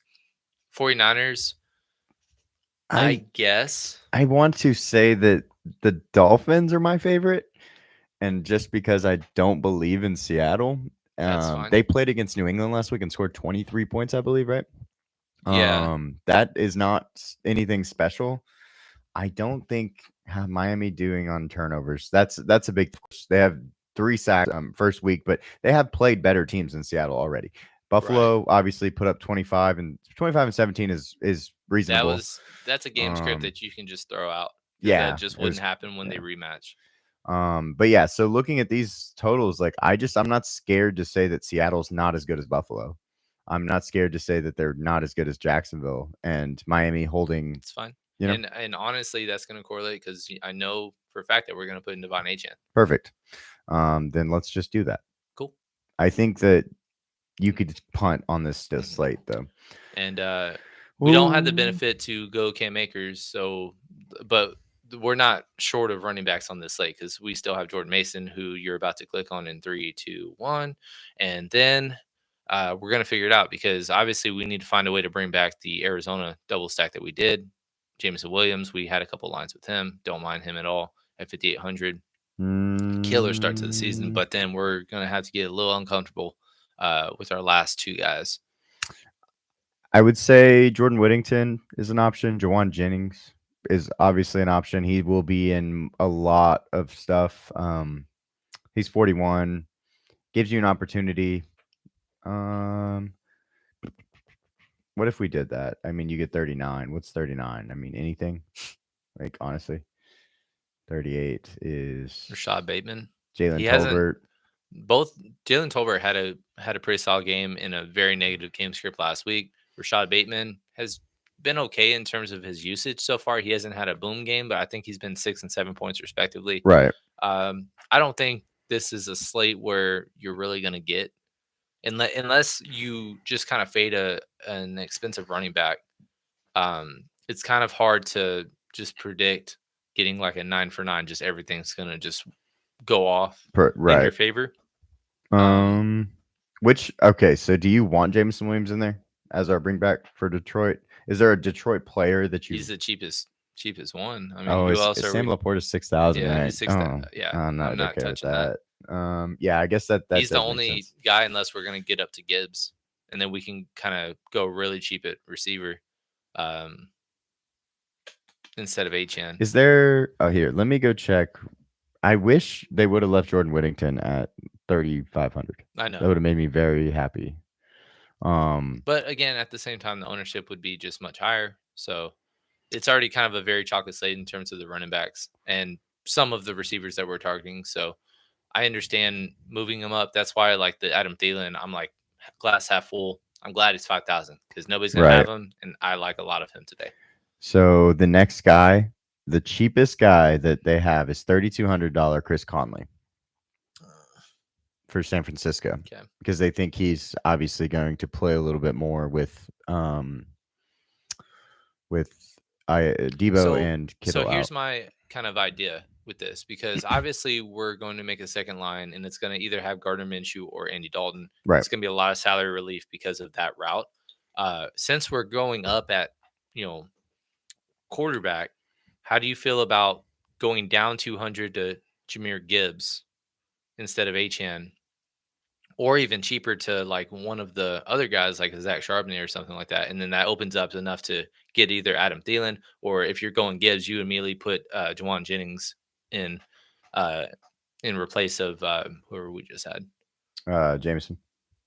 Yeah. So you can go all I the way like that. down. I like that. Okay. Yeah, because we're not going to completely, if we're doing two lines, we're not going to completely fade HN, and it's probably easier to put him in with the cheaper quarterback. And then do you want to go with a Ram now that we have two San Francisco players? We'll go Whittington. Okay. That's what I was wondering. There you go. And that gives us 5,700. I really think that there's. I mean, you can go down to a JSN. Yeah, that's who I would put in if I had to like automatically click somebody. Let me think. Does that give me $300 to go back up? Yeah, it does. Yeah, it does. Okay, so then at that point we can just go HN. Mm-hmm. I think that makes more sense. I feel better about the build. Yeah, no, I think the only thing is just no Lions. You get Miami, Seattle. Of course, we're taking the Miami, but you just want him to catch 40 balls and not score not score a bunch of touchdowns in that game. Mm-hmm. If anybody does, he can do it. I like that line actually for what we were, kind of dancing around. Right. So with this second line, what quarterback? Or you said you're a Gardner guy today. Like you're going all into him. All right, so let's do it. Let's do, and we're gonna save some salary also going to Bowers too. Absolutely. So yeah, we're gonna put in him, then we're gonna go Devontae over. Basically, the tight end and receiver studs are just correlating with the quarterback we're doing. So I know that Devontae will be higher owned on this slate. obviously, just naturally, because there's only 5 games. This could be a Jacoby Myers slate. I don't want to do, obviously, I don't want to split. Like if I'm going to go Devontae on one slate and Jacoby on a different slate, but we didn't build one with Jacoby. How much So is he? 51, 51. which is really cheap. But we could always just stay with Devontae. Let's stay Devontae. Okay, we're gonna obviously, if you wanted to go Jacoby Myers, your build will look, a little different because you'll have the extra 25. So I want to put in all 3 of those running backs. So Beautiful. this Gibbs, I want Gibbs, I want HN, I want Mason. Bam.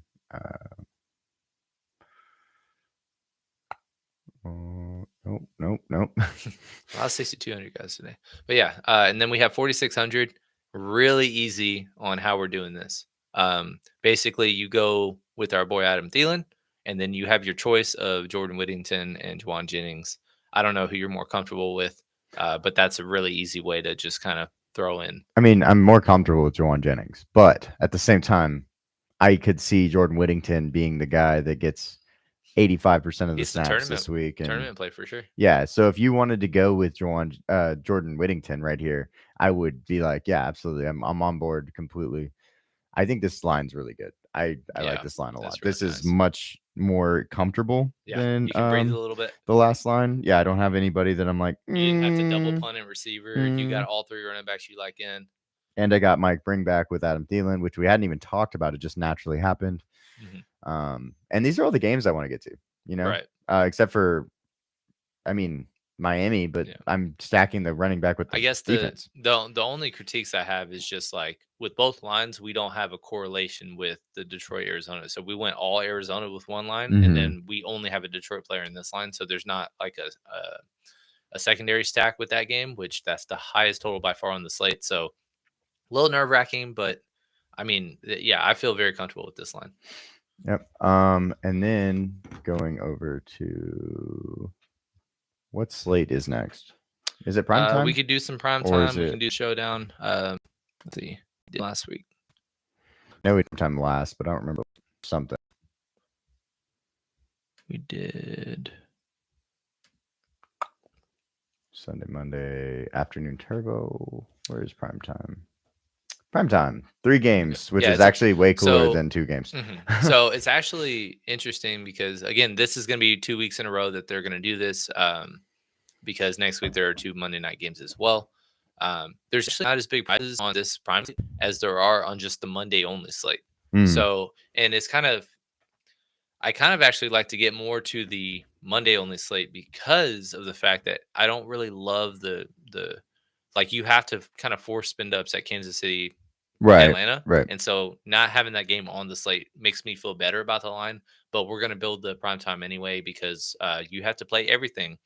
That's how, that's how we do it. That's how that line got second. I wasn't that confident, and it just worked out because the game script went the way that we thought, and we just hit it all. 2 slates in a row that we did not like. Both have hit. I hit Philly. I hit Philly versus Atlanta, and you hit New England versus the Jets. Yeah, it's just you were a Darnell Mooney long reception away from hundreds of dollars on a $2 so play. Sad. so sad. I don't know why he had to be the guy. But like we were back and forth, and we had disagreements because I think you wanted to get up to Nico, and I was like, I'm going to tank Dell guy today, and then you also wanted Drake London. Right. That was in one line with the line with Caleb. I was like, let's do, because it was prime time on one of them. I was like, let's do Drake London as our last guy in. And then on the other line, I was like, well, because I paid up to Jalen Hurts, I was like, well, just Nico, and then kind of figure it out from there. Right. Too bad no one told me that Covey was going to have 6 catches for 22 yards. He would have been a great last guy in. But on this slate, what quarterback is your favorite? Because there's some seriously important, like big quarterbacks on this slate that are really interesting. The fact that Trevor Lawrence is the cheapest is interesting to me. Jaden Daniels rushing upside is on this slate. Josh Allen, Mr. Do-It-All. Like, it's going to be very hard when you see the pricing of the skill players to get to Josh Allen. I'll say that. We can try our best. It's in a decent spot. Opponent rank wise, Atlanta looks to be a good matchup, but Mahomes has started out very, very slow this year. Yeah. In terms of production, And then also Atlanta played a rushing style quarterback 2 straight weeks, including Jalen Hurts, and then on top of that, quarterback production across the board is just down. Mhm. So if there is any kind of opponent rank that you should not listen to, it's probably quarterback, because there's been like 6 300-yard games through 2 weeks. Yeah. And that hasn't happened in over 15 years. So um, even though it says ranked 25th, that doesn't necessarily mean much to me. I love Joe Burrow as a play, but what scares me is I don't know how to double stack him, because obviously T. Higgins is back this week. He's 5,900, if I remember correctly, on this slate, but I don't expect him to have any kind of full workload. I think he'll be about 60% of the snaps, if that. And then they priced up Yoshi Voss to 4,300, and he scored 2 touchdowns last week, but he only had 2 targets last week Yeah. in a competitive game. So that's kind of concerning. I don't know how to double, but obviously my favorite play of the entire slate is Jamar Chase. Right. I think that, and we talked about this in the early when we were talking about, just point totals and stuff. I will take the under at 46.5 in the game between the Chiefs and Atlanta. Mm-hmm. Like, I think that that's a very comfortable pick. I mean, I just don't know. I think that the Chiefs defense is good. I don't know that Atlanta's offense is good. And then slow starts, like you said, for the Chiefs. They also don't have Isaiah Pacheco, who hurts. That's going to be a guy. We're going to talk about Carson Steele, Samaje Perine in a second, because obviously they're going to be cheap for this slate compared to where Isaiah Pacheco would have been, So I'm going to say you said it's hard to get to Josh Allen. I think Jaden Daniels is the guy then. Okay. Because I think I love his rushing upside. I don't have to double stack him. I can single stack him, and it naturally just builds Jamar Chase into our line. Okay. Totally fine. I don't even know if we need to stack Terry McLaurin, but that's the only guy I'm with. Finally had some Jaden. targets. He finally had targets. He's just not. But at the same time, if you believe in coach speak and all that stuff, like Cliff Kingsbury made a point throughout the week saying we need to get him more involved. Yeah. Usually when coaches say that, they actually do it, and not just, 3 targets after you say we're going to get him more involved. Exactly. It's either they got him a bunch of targets and it still just isn't working out. Either the player isn't good or just situationally it's not working out. But typically, if they're like, we need to get him involved, he's going to have more targets. So, yeah, if we have to go that route, we're going to go that route. I think I'm paying for the Falcons. I think the Falcons at I think 2,400. the only my only options were going to be between the Falcons and Chiefs, or right in the middle with the Bills. If you believe the Bills were going to kind of handle or kind of keep Jacksonville in check, that's where I would want to go. Running back's a fun topic of discussion on this slate, because there's about 9 viable names. Like, there's nobody. I mean, obviously Pacheco's on IR. Carson Steele's 54, very manageable if you like him. Samaje Perine is actually more expensive. He probably will be having half the touches, but are they the important touches? Right. DraftKings thinks so. That's why he's priced higher up. But Carson Steele is probably going to be the value that everybody gets to on this slate. I really like Brian Robinson, actually, on this slate. And so that's why, even though Jaden Daniels is completely fine, we build around him. He's hit 17 points back-to-back weeks. Mm-hmm. Very efficient. He's got targets.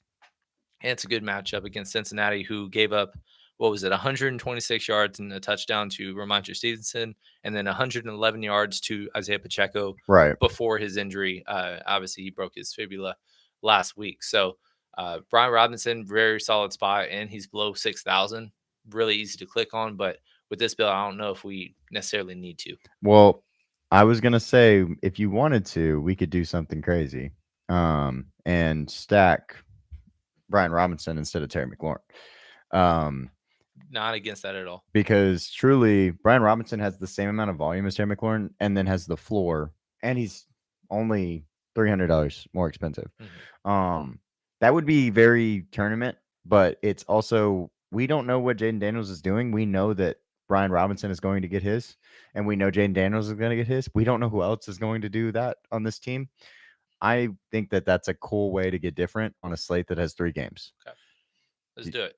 So, yeah, Brian Robinson, like I mentioned, and then obviously James Cook, back-to-back games of being very efficient. Mm-hmm. He had 3 touchdowns in the first half against Miami, and then didn't really have to touch the ball the rest of the game. Travis Etienne in a really solid spot against Buffalo. Obviously, I'm picking them to win outright, but Buffalo gave up the highest scoring running back production on the entire week with Devon Achane, scoring or having 169 yards, I think, 7 receptions and a touchdown. Obviously, we don't expect the same thing from Travis Etienne, but he's been kind of so production efficiency, but he's gotten his touchdown in each game. And obviously, it sounds like he's going to play, but he's banged up. He was limited practice all week with the shoulder injury. He left last week. Um, so I don't know. He's an not easy option to click on, but if you don't want to get up to Bijan, who's 76, he's the true alpha on the slate. Don't mind that going that, but essentially, it's kind of like you have to.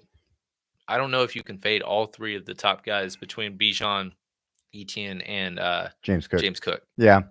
I was going to say, we could always just plug in one of these cheap Kansas City guys and then look at it. Okay. Or we could pick our favorite up top. Do you have a favorite? Do you want to correlate our defense? I'm trying to remember. I think I went Bijan in my first look because I had the B-Rob look. And I like it. Tight end. This isn't to say that this is the only time we're going to play, but we're clicking on Brendan Strange at 2,600, and we're going to figure it out. If we got to play 2 tight ends, we can, but come on now. He's way too cheap. And here, I'll pull up his stats. So that I don't know how cheap it'll be because Travis Kelce and Dalton Kincaid are in good spots, and they're both reasonably priced because they both have started off really slow. So obviously, Kelce being 61, that's the lowest I've seen him in a while. Kincaid, obviously, he's gone down in price. Kyle Pitts, again, Kansas City. If you're going to rely on an opponent rank, they're 32nd against tight ends, but he hasn't been involved, but he's capable of breaking out if they're trailing and et cetera and so on. Really, it's the big three up top, and then Brendan Strange down low are the 4 guys that we're looking at. But I'm not against doing a double tight end build, but Brendan Strange is going to be in our lineup, even if we do multiple lines. We saw 6,000 actually, which is a good amount of money. Wide receiver wise, that one's very, very uneasy just because other than Rashee Rice getting obvious volume, but against a tough matchup, everything is just very, very high risk. Obviously, we saw the floor game with Jerick London, and then last week he came through with a game-winning touchdown. Christian Kirk is awful. Yeah, Christian Kirk has played awful. He hasn't been on the field a ton, but the breakout game could be coming. Who knows? But Brian Thomas had 0 for 0 through 3 quarters, and then had a 66-yard reception to salvage, and then obviously another one to tack him to get 2 for 94. Keon Coleman had a goose egg last week. Curtis Samuel hasn't looked good. Yoshi's 43. That's fine, but also he had 2 targets last week without T. Higgins. But at the same time, I don't think T. Higgins is just oh, yeah, he's not going to play anymore. He'll still get snaps. I just don't know if he'll get looks. For sure. And then, Noah Brown, he was a healthy scratch. Obviously, he was cut from the Texans and then picked up by Washington. They didn't start him week 1. Week 2, I think he had 3 for 65, if I remember correctly. He's 3,300, very reasonable price. Mac Hollins had 1 target, 0 catches last week, but he played most of the snaps week 1. Obviously, last week was a wash for Buffalo receivers anyway because they were up 4 touchdowns halfway through the game. But yeah, I don't have a ton of confidence in a lot of guys. You can put in Rashee Rice, and then we try to fit a last man in approach. 5,400. You could go. What's 5,500 look like? Shakir, and then going Carson Steele. Yeah, you can do that. I don't think that's out of the. I don't think that should be out of the conversation. And you feel better about a Carson Steele than a Dalton Kincaid? Oh, I guess for 5,400, you're right. Let's go look at the price. Because in easy, turn, you can go instead of that, go Dalton Kincaid and have that Buffalo player, and then go up from Shakir to correlate. And I know Terry sucked, but put him in, and then you have a true double that I feel a little better about, even though I'm not entirely confident in Terry McLaurin this week. I think the problem is we're not confident in anybody in this mid range. Yes. But at the same time, what do we get here? We get Strange. I think I would rather go Carson Steele. Okay. For just like floor. I think he has the opportunity of being the goal line back. I think that's something that we need to obviously take into account. I don't know how many touches he'll get. I think it's going to be close to between 12 and 15. Now, I think most of those are obviously going to be rushing touches, but And it is worth noting real quick, we didn't mention Kareem Hunt, but he won't be active in this right. game. He could very well become the guy, and I think that's very reasonable. Assume that I actually picked him up um, and I think that he was the better waiver wire pickup because you didn't have to spend a ton of fab on. Um, but with this week, it's just Samaje and Carson, and so if they're the same price, just I don't know how you really have confidence in one over the other. It's just going to be one's going to have the touchdown if there is one, or if they both don't, then it's probably Samaje that might be my pick. If I had to tell you both of them don't score a touchdown and who has the higher fantasy total, who is that to you? Uh, I guess personally, I think they only threw the ball 6 times to the running backs last week. Samaje only had one of those, Well, but he is the to be third fair, down back. in Patrick Mahomes' now 8-year career, that was the lowest passing yard total that he had ever had in a game that he did not leave within an injury. Right. So very skewed performance from that perspective.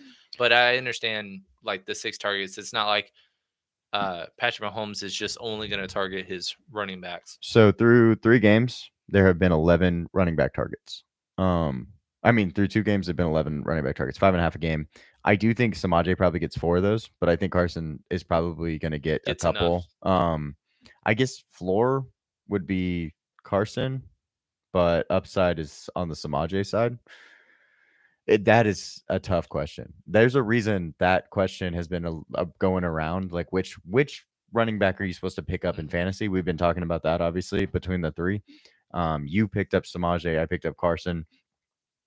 I don't know. I really don't know. I think Carson Steele is my pick if I had to pick between the 2, but I'm not comfortable with that answer at all. And then if you don't feel comfortable, but you think this is the Travis Kelsey finally breaking out game 61, getting him and then being able to spend down 4,800 and below, that's guys like Keon and Samuel Yoshivas. Obviously, no confident plays, but it's not like the other plays that we were putting in. I don't have confidence in playing a Khalil Shakir. He just has been the least, or I guess the most consistent so far for Buffalo as a Right. receiver.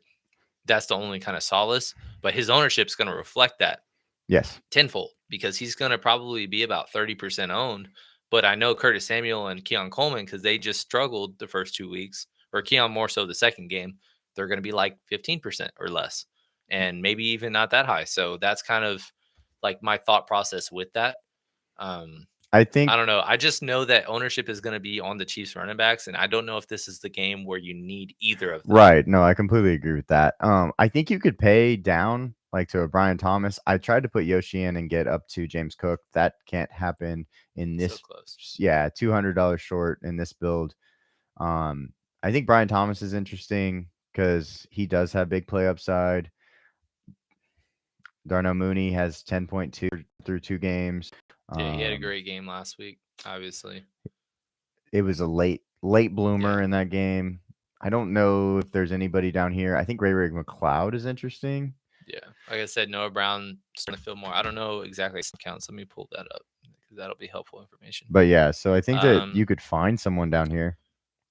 So Noah Brown ended up with 28% of the snaps. So he was fifth in terms of receivers, but I don't think that that's going to decrease. I think it's only going up, and he's just going to unseat at least Olamide Zacchaeus. Right. Luke McCaffrey will probably be the slot, and then De'Ami Brown. It'll just depend on if Noah Brown can outperform him enough to get the 2 receiver set job over time. But Noah Brown has been very solid throughout in his spot starts throughout. But when he got that full time, like I'm the 2 role, that's when he didn't really come through. So if his price is cool, I'm cool targeting him. But that was a name worth mentioning. And then obviously that would stack with Jalen as well. So I wanted to mention the wide receiver snap counts for Atlanta.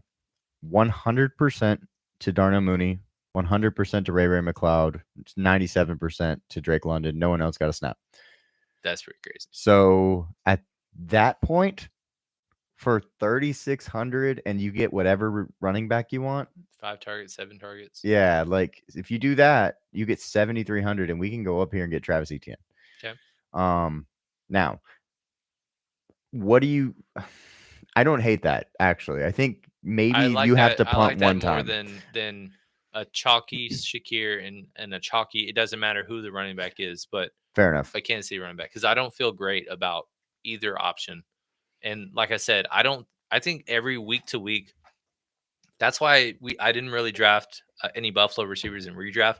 I understand like it was the pure difference between a redraft and a best ball is Buffalo's receiving core because you don't know who's going to go off, but each of them will have about 3-4 games where they're like, oh yeah, he had 100 yards today or 9-10 targets. I mean, that's kind of like, or zero. Keon Coleman. He led the team in targets and then he had 0 targets. Yeah, exactly. And this could be a week where he goes off, but I don't feel comfortable starting him in my starting lineup every week if I have to make a choice. But in these kinds of lines, that's kind of perfect how to manipulate ownership because everybody likes to, last week he sucked, so I don't want to play him. And that's kind of going to manipulate ownership for a lot of guys. So Buffalo receiver is a pure example of that. And like, really, we don't have any Buffalo players and they're 5-point favorites. So that's pretty scary, but it's going to be very, very different from everybody else. And if this game kind of goes how I think it will go, which is a Jacksonville win, it's going to be because, Jacksonville players do well and Buffalo players probably don't. Well, a guy that we didn't mention that is basically one of the receivers is James Cook, and you could literally just take Etienne out and go $200 down and get James Cook in this line, leave $500 of salary on the table. If you did do that, you could also say, I like Darnell Mooney more. He's $500 more than Ray McLeod. You have $0 remaining, and you have Darnell Mooney and James Cook. I think that that's viable if you are on the Buffalo side and you think James Cook will score 2 touchdowns again. Right. So. Yeah. Good morning to the Gales, Stags. Let's cook. Hey guys. Good day, mates. Let's cook, man. We've been cooking for a while, waiting for some interaction and all that stuff. It's already 10:40. About to be time to check injury reports. Obviously, it's been kind of a slow day in terms of comments and stuff. I don't know what you have and have not tuned into, but if you do have questions, comments, concerns, start sit decisions, last guys in, any kind of slate that doesn't matter. The last like 30-40 minutes of this stream will be kind of designated to any kind of questions. We're about to kind of what are we going to go to? Showdown next? Yeah, we can do Showdown, or we can if y'all do have questions about like even DraftKings, Underdog or Prize Picks, we can talk about over-unders, anything we want to talk about. Real quick before you come out of this slate, I just want to do a quick look of a Monday slate. And since instead of just going to find the Monday slate, just only picking the Monday players, let's see what like our first look would be between just the Jacksonville Buffalo game and Cincinnati Washington game, which again, 2 games this Monday. And those are the games I kind of want to get more of than the Sunday night game, which is Kansas City and Atlanta tonight. We did make a Jaden Daniels line. Do you want to go there again? He is easier to get to, as you said, than Josh Allen. But Josh Allen could break. Let's try to see what we can do with the Josh Allen line. Okay. Because obviously if we do that, then we can go Etienne and Brian Robinson. Right. Do you want to Jamar? Just gotta click them. Okay, perfect. Do you want to go Khalil and Kincaid? I kind of want to wait, or I definitely want like Kincaid. double tight end. Yeah, I want the double tight end of Kincaid and Strange, and I want to see like a Buffalo receiver is going to be the last guy in. I don't know who that will be. A little too low. Too low. 2,600. Got it. Once again, yeah, he last week's spot started because Evan Ingram injured in the warm-ups, and he's second on the team in targets with 6 targets. He's 2,600. Doesn't make any sense. We're clicking on his name. Yeah. So Steiger wants the thoughts on Baltimore Dallas, and we might lose a streamer after we tell him. Well, Baltimore is not going 0-3, and I just don't expect Dallas to perform well enough in this game to hold Baltimore, who's a more desperate team, off. And I think Dallas is going to struggle. start 1-2, and then they have an easy home game against the Giants on Thursday Night Football, and we can build a 5-1 stack and win another takedown. Yep, that's the That's plan. kind of my outlook for them the next 5 days. Definitely 5-1. Do the Malik Neighbors on one side and go find your favorite five figure it guys. out. Otherwise, which bring back do you want? Oh, we already did a bring back. We have So I guess Strange is our current bring back. We could always get more, obviously, in that game. I want to obviously get to some Brian Robinson. Yeah, I think Brian Robinson is a must click. We don't have to get to Cook if we don't want to. If we have a Josh Allen, hopefully that's because he had the 2 rushing Yeah, did the touchdowns like rushing week yeah. 1, where James Cook did well in his touches, but he just didn't score. Josh Allen had 2 touchdowns rushing. Well, last week James Cook had 3 touchdowns running. Steiger benefited very bigly from that. And then obviously Josh Allen had 7 fantasy points, and that's probably the lowest he'll ever have in a game that he doesn't get injured. He said Dak, CD, Zay, Ferg. I'm a little nervous about Ferg, with the whole injury and everything. That's just a game where if I wish that game, I wish one of the games that was on the 3 o'clock slate of the 5 was just in the other one, so I can get more exposure. But that's a game by default we're just not going to get to today. Because in our if you were watching earlier, our afternoon only slate, it's like all of our favorite quarterbacks are on there, and you pay up for Arizona. If you go all the way up to CD and then Ferg, which very risky, he's reasonable price, but coming off an MCL injury that it looked like he might have been out for the season, returning a week after, I just don't see him just getting a full 100% workload, especially when Luke Schoonmaker had a decent day in garbage time last week. But yeah, kind of finish up this build and then we'll go over to our showdown. I think ETN is a great click in this game or in this 2-gamer. So we're not going to be able to get to James Cook, which makes sense in this line with Josh Allen. Which defense? So we can just plug one in. I'm going to say it's in this. I guess we go Bengals, I guess. Or we could go Buffalo. I would say Buffalo. If Buffalo was the highest, I actually am surprised that they're under 3,000. Agreed. Considering the spread and all that stuff. And then the way that Jacksonville's kind of struggled, they haven't scored 20 points yet this season. 2,900 compared to Cincinnati, who just has not looked good defensively. Right. And yeah, they're going to beat the Commanders, but is it going to be because of their defense? Probably not. Yeah. Okay, so we're kind of sitting here looking at basically get whatever. we want. Anybody, two players of anything, and then maybe even go up at other positions if we wanted to. If there is somebody like going from Brian Robinson up to James Cook, I would probably start with Khalil, and just shove him in as our stack guy, and then sit 5,300. I'm very comfortable picking between these guys. I think that's going to be something. But the problem is with Jacksonville, that would give us a third Jacksonville Jaguar. So the defense, I would just move up to Cincinnati. We'll have the money. Okay. Well, because you'd rather go Brian Thomas. All right, let's go ahead and roll with that, and then we can go up to Cincinnati. Just have the one Washington player. Another again. I'm not against putting a Terry McLaurin, especially on this slate. Right. But you can easily tell why I prefer the Monday slate, because that's the only way you can really play Josh Allen. It's avoiding, because everybody in the Kansas City Atlanta game, you got to spend up to Bijan, you got to spend up to Mahomes or Rashee Rice or Travis Kelce, and it doesn't allow you to afford a Josh Allen when there's not really a ton of viable options. Yeah, for sure. No, I completely see that now as we do it. What I will say is with this line, I get all the spend up options I want. Jamar Chase is going to be in every one of our lines. He's possible because we actually have him in almost every bet right now for over a touchdown, for over half a touchdown, receiving or rushing. One of my favorite bets on the week, it was on our short video. I mean, he's playing Washington.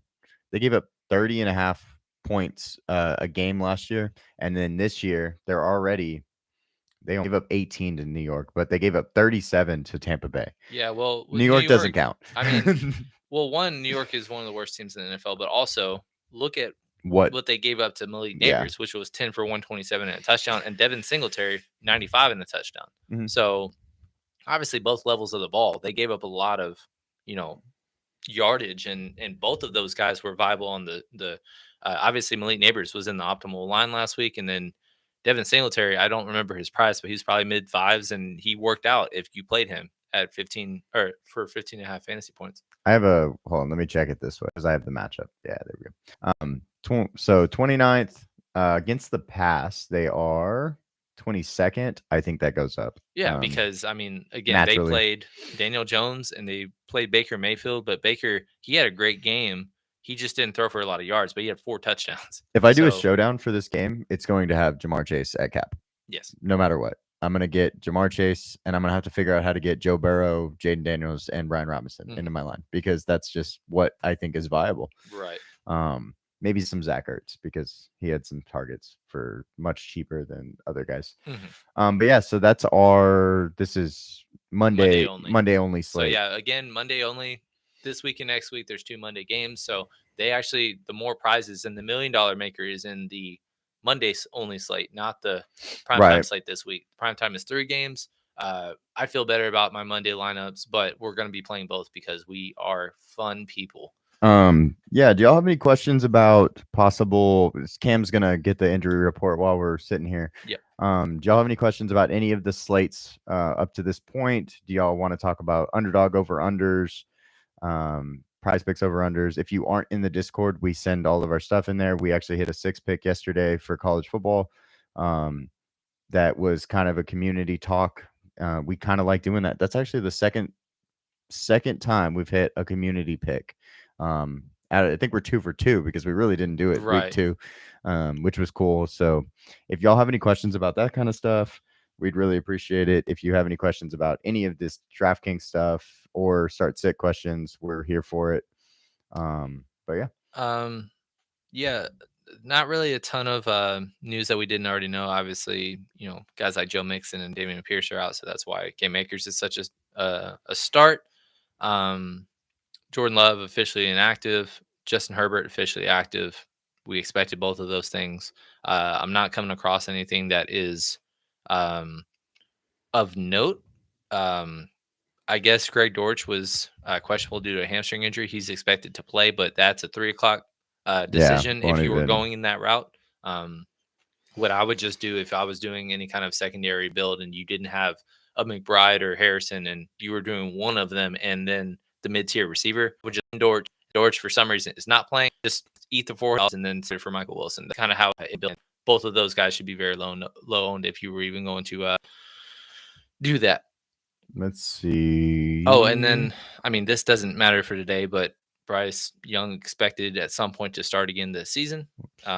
They completely botched the way they handled that quarterback situation. It's not about who they picked, whether it was Bryce Young or CJ Stroud, but just it's been completely mismanaged across the board. It's been missed every quarterback they've had They started Bryce Young for about half the season last year, and they gave him the job week 1, and they just had one of the worst receiving cores, one of the worst lines. Sam Darnold had the same situation. Yeah, like it should have been Andy Dalton the entire time, at least for the first half of the year, and then get some legs under you at the end of the year, and then any kind of early struggles this year wouldn't be warranting a benching. Right. And yeah, I just don't know how you bench the first overall pick in 18 games into his career and then are like, no, I think you can actually. Yeah, you're going to be our future, though. That would be unprecedented if it ended up that way. There's been guys that have been benched and then go on to other teams and have successes, a la Kurt Warner following 2 MVPs, getting benched, going to the Giants, and then finally finishing his career with the Cardinals, doing well. Right. Certain things like that, but he was an undrafted player. Steiger said, thank you for the Thursday Night Football cam. Tailed a $280 win. Hell yeah, that's what I'm talking about. Yeah, I saw he finished 10th place. He posted that in our Discord. Yeah, it was like I said, wasn't a ton confident, but I knew I wanted a 5-1 build, and I was just going to close my eyes and pick a New England receiver. And I was like, Gerard Mayo made a point during the middle of the week that Demario Douglas, we want to get him more involved. So that's why he ended up being my preference at the receiver position, and he was the only guy that had more than 2 targets as a receiver. Right. Looking at this slate, I actually haven't looked at this slate, but just noticing something. Carson Steele is definitely priced over Samaje Perine, which was not the case on the other slate. Right. Samaje is $1,000 cheaper, which is a big difference on a slate like this. So let's make some lines. What do you have you looked at any of this? I can actually. I haven't looked at this showdown. But I know that it's kind of reasonable to be able to fit if you had to try to get all three of the top guys in. Mhm. Also, Travis Kelsey, very reasonably priced at 82.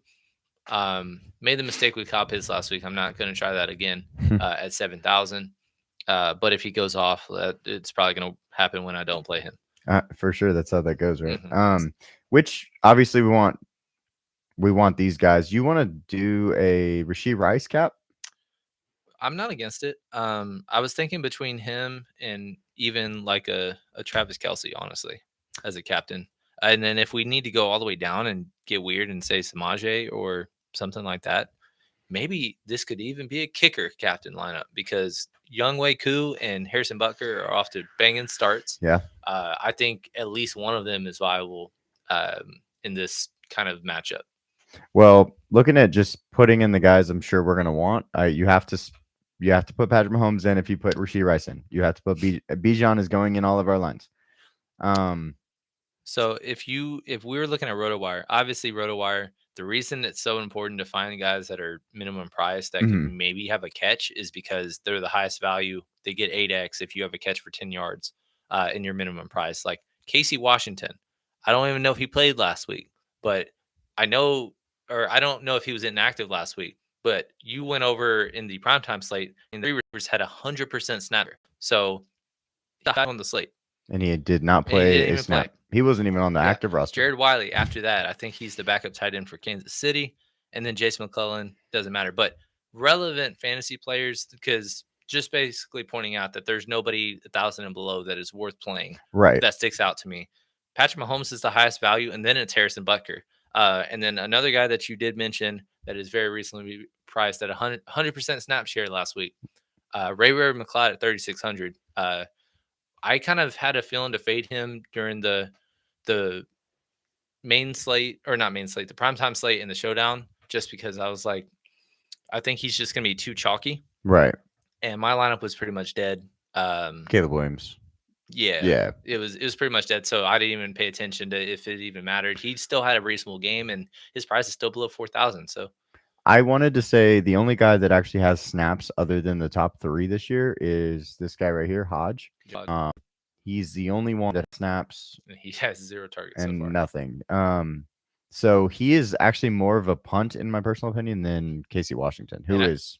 I actually don't think that this is a slate that you need to go minimum price because there's other than you can still get these top 3 with 3 regular price guys. If we hypothetically put in Ray McLeod, then we have about 6,000 maybe for each one. That's the highest value on the slate, and he has nothing. I didn't know that they have two Casey Washingtons on their team. They have really? They do.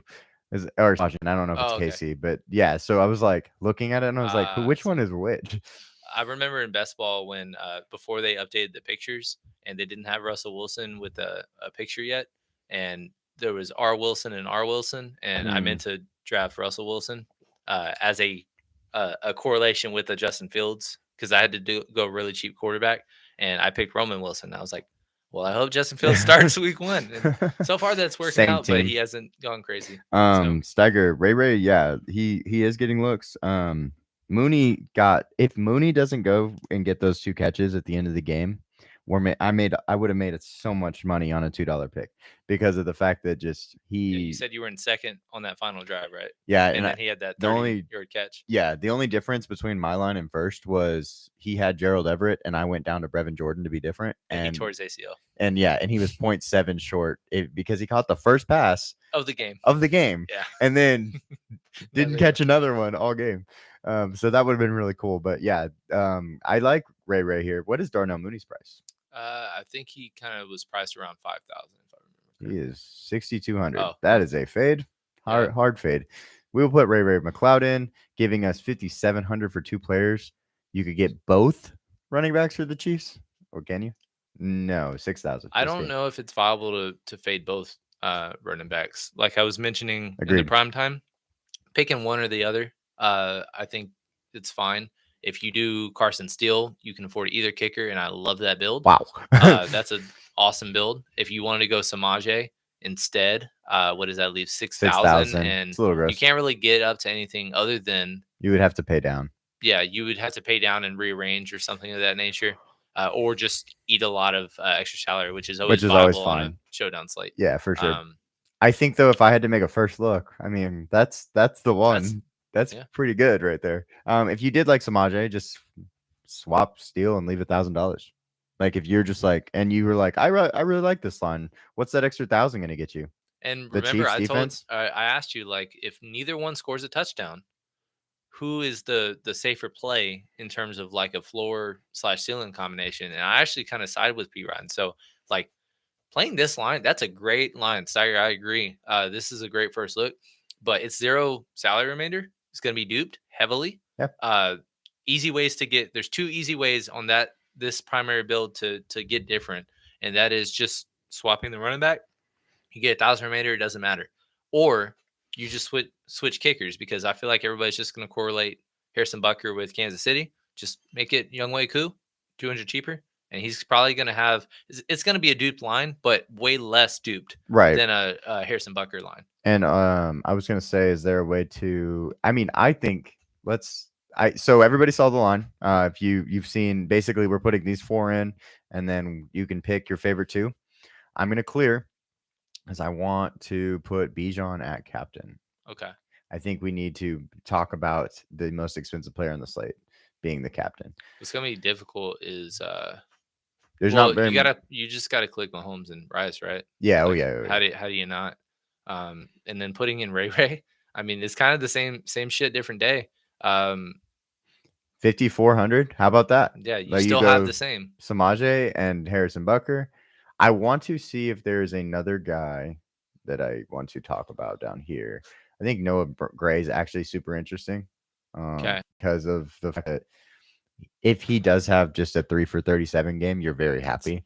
That's what I thought I was gonna get from Tyler Conklin, and he's like, no, I'm gonna go for 93, baby. Right, and What's then up? you have 8,300 left over. I don't even know That's what that Travis is. Kelce or Xavier Worthy. Yeah, like, And not many people usually do like a double tight end from the same team build. It's very reasonable and viable for a Mahomes stack. Yeah. I don't mind that either way. Just thinking about different ways of building this line, I think Bijan is going to be the highest raw point scorer on this slate.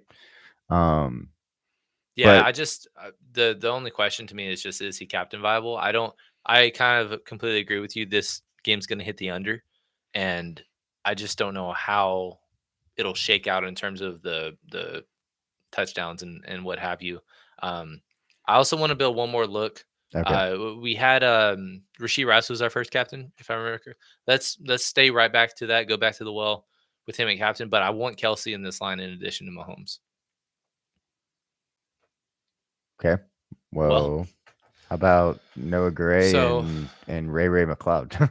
Yeah, that's kind of the only way we're gonna go with that. Huh? Yeah. I thought that was gonna be a lot more anticlimactic for sure. Let me actually put. But yeah, I don't think that Kelce is a true fade on this slate. Fair and enough. He is due for his game, and obviously, very weird game last week. He had a 40-yard plus reception nullified due to penalty, and then week 1 just did not really get involved. So right. I don't think he's just all of a sudden just plummeting to the ground. But I do feel better that we didn't really target him and Sam Laporta in rounds 2 and 3 like a lot of people were doing in best ball. Yeah, we have way less percentage. We have less than 10% from them combined. 5-ish% on each. Yeah. I actually want to make a line that is going to be very different because we talked about possibly putting a kicker in at captain. Let's do it. I want to get. This was the $1 million idea for the Super Bowl, was going double kicker and one captain. That was the optimal. I'm $100 short for Ray if I go there, but I mean, you could always just do Kelce and get 4,100 and come on down here and find Ray. I just think it's very viable to go I love that. Harrison Butker in this situation. You also then get all of your favorite. So if Mahomes targets these two guys and Harrison Butker goes and, they get stopped in the red zone, which I'd love to see the red zone numbers for both of these teams because that always makes your kicker more viable. Mm-hmm. But yeah, looking at this, like, I don't see, like basically what I did was I took Rashee Rice out of the captain spot and switched Harrison Bucker in, and was able to get to Kelsey instead of Samaje or something like that. But that just gives you something that's so different with all the same players that you like. We like all these players, and we just were And able to if get them you all. are like, oh yeah, all these players are going to be the ones that get the touches, but this game is going to be 2017 and not necessarily 27-24. This is the exact kind of line because it's like, all right, you got all the raw point scores and you just need your kicker. If he gets 10 points and these are the five of the, or I mean, Ray, unlikely he'll be one of the top five producers Overall raw, scores, yeah. but Kelsey, B Rob, Mahomes, and Rice, if you just we're like, yeah, these four are going to be the highest scoring players. Probably, yeah. The only, I guess, true tournament esque thing is that I feel like about 90% of the lineups are going to have either Samaje or Carson Steele, Right. because both are 64-54 respectively. If you fade both, I think that's the tournament way of getting different for this line. I think also the other way to get that is going to be tournament E is that I don't believe that. I think that the guys that will be at captain are going to be Bijan, Rashee Rice, Travis Kelsey, Patrick Mahomes. Maybe some sprinkles of Drake London. Maybe. And then obviously I think Carson Steele will be a popular captain as well. That's fair. Probably roughly 10%. I mean, he's maybe. I don't know. 9,600. Like, it gives you a lot of room. Like, I mean, we're Let's going to see want what we that can guy, do. that guy. Yeah. That guy. I mean, yeah. So Double kicker. 51. You could absolutely. You could go Ray, and I think. Oh, that's one. That's a little short. You could go down to. You get one Younghoe Koo and Samaje. You're a little short still, but yeah. Like or I double think, kicker. yeah, Samaje and Younghoe, like I said. Chiefs D, we haven't mentioned, but not against it. I probably prefer the kicker, both kickers over either defense. But being 4,400 as a favorite is not that common. I think the way to get different and play kickers is play both of them. Like the best way to, you know what I mean? Like truly, I think that's the way to do it because. Well, there's a lot of different looks. We kind of very interesting ways to go, but again, we'll post our final lines in Discord and we'll get there later on. So if you haven't already joined, please do that. We've been talking all that. We've been doing community lines, like Em said. We hit a 6-pick yesterday for the community. 2 for 2 on doing community builds. Let's do another one. So with that being said, it's 11 o'clock. Last call. If you do have any questions, start sit. Main questions early on. It doesn't matter. We're probably going to cap this in about 5-10 minutes, and then we'll get out of your hair, and then we'll post our final looks in the Discord. Yep. Yeah, just let us know if you have any questions. We have all the stuff pulled up also for like predictions, snap counts, all that stuff. Like, if you all have any questions about any of that. Apparently it's Dusty's time to shine. Not sure why. Dusty did hit. So if you were in our Discord, we talked about Tennessee last night. When they got to -6, they hit. San Jose State from our Super Dogs hit. So we've been also doing spread picks in the Discord. Make sure if you like spread picks and you like betting those, they're in there. Go check them out. But yeah, so we've been really getting after all kinds of football stuff. Mm-hmm. Yeah, and the thing is, we're having success, and we had the 2 worst starts of main contests. Last week was purely due to injuries and a weird game script with Matthew Stafford basically losing every receiver, and we were heavily involved in Cooper Kupp. He was in all of our lines, and he got hurt before he went off, and then obviously, we had some other things going. And then week 1, we just gambled on going high tight end, and tight end just wasn't the slate, and that just fucked with the entire build. But other sites did well. We feel good about our picks today. Different looks. It's pretty straightforward this week. I mean, there's no mid-tier quarterbacks that we're really targeting. You're going up or you're going down, and then you're just correlating around. I feel like didn't mean for that to rhyme, but yeah, I feel like I'm most comfortable this week. Like week 1, I'm never comfortable week 1 because just like craziness happens in football. New Orleans wins by 40 points.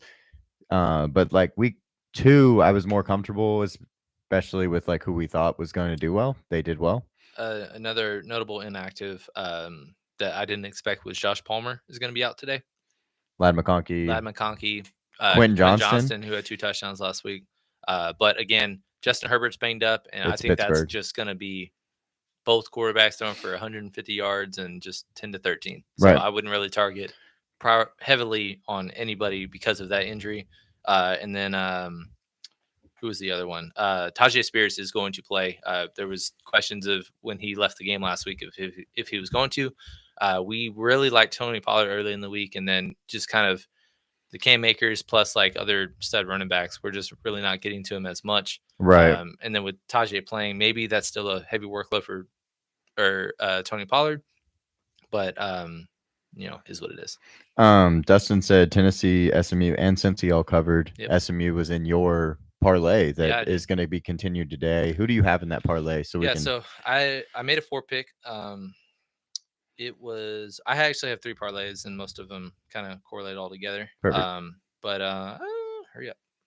Chicago is one of them, I'm sure. So yeah, Chicago as a pick 'em straight up.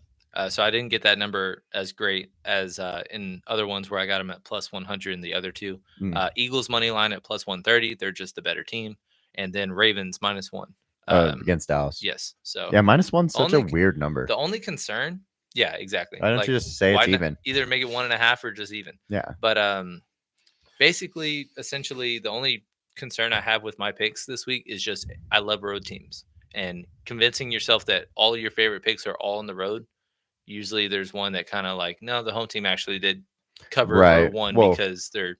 And that's what we talked about too with our spread picks. I'm going to go.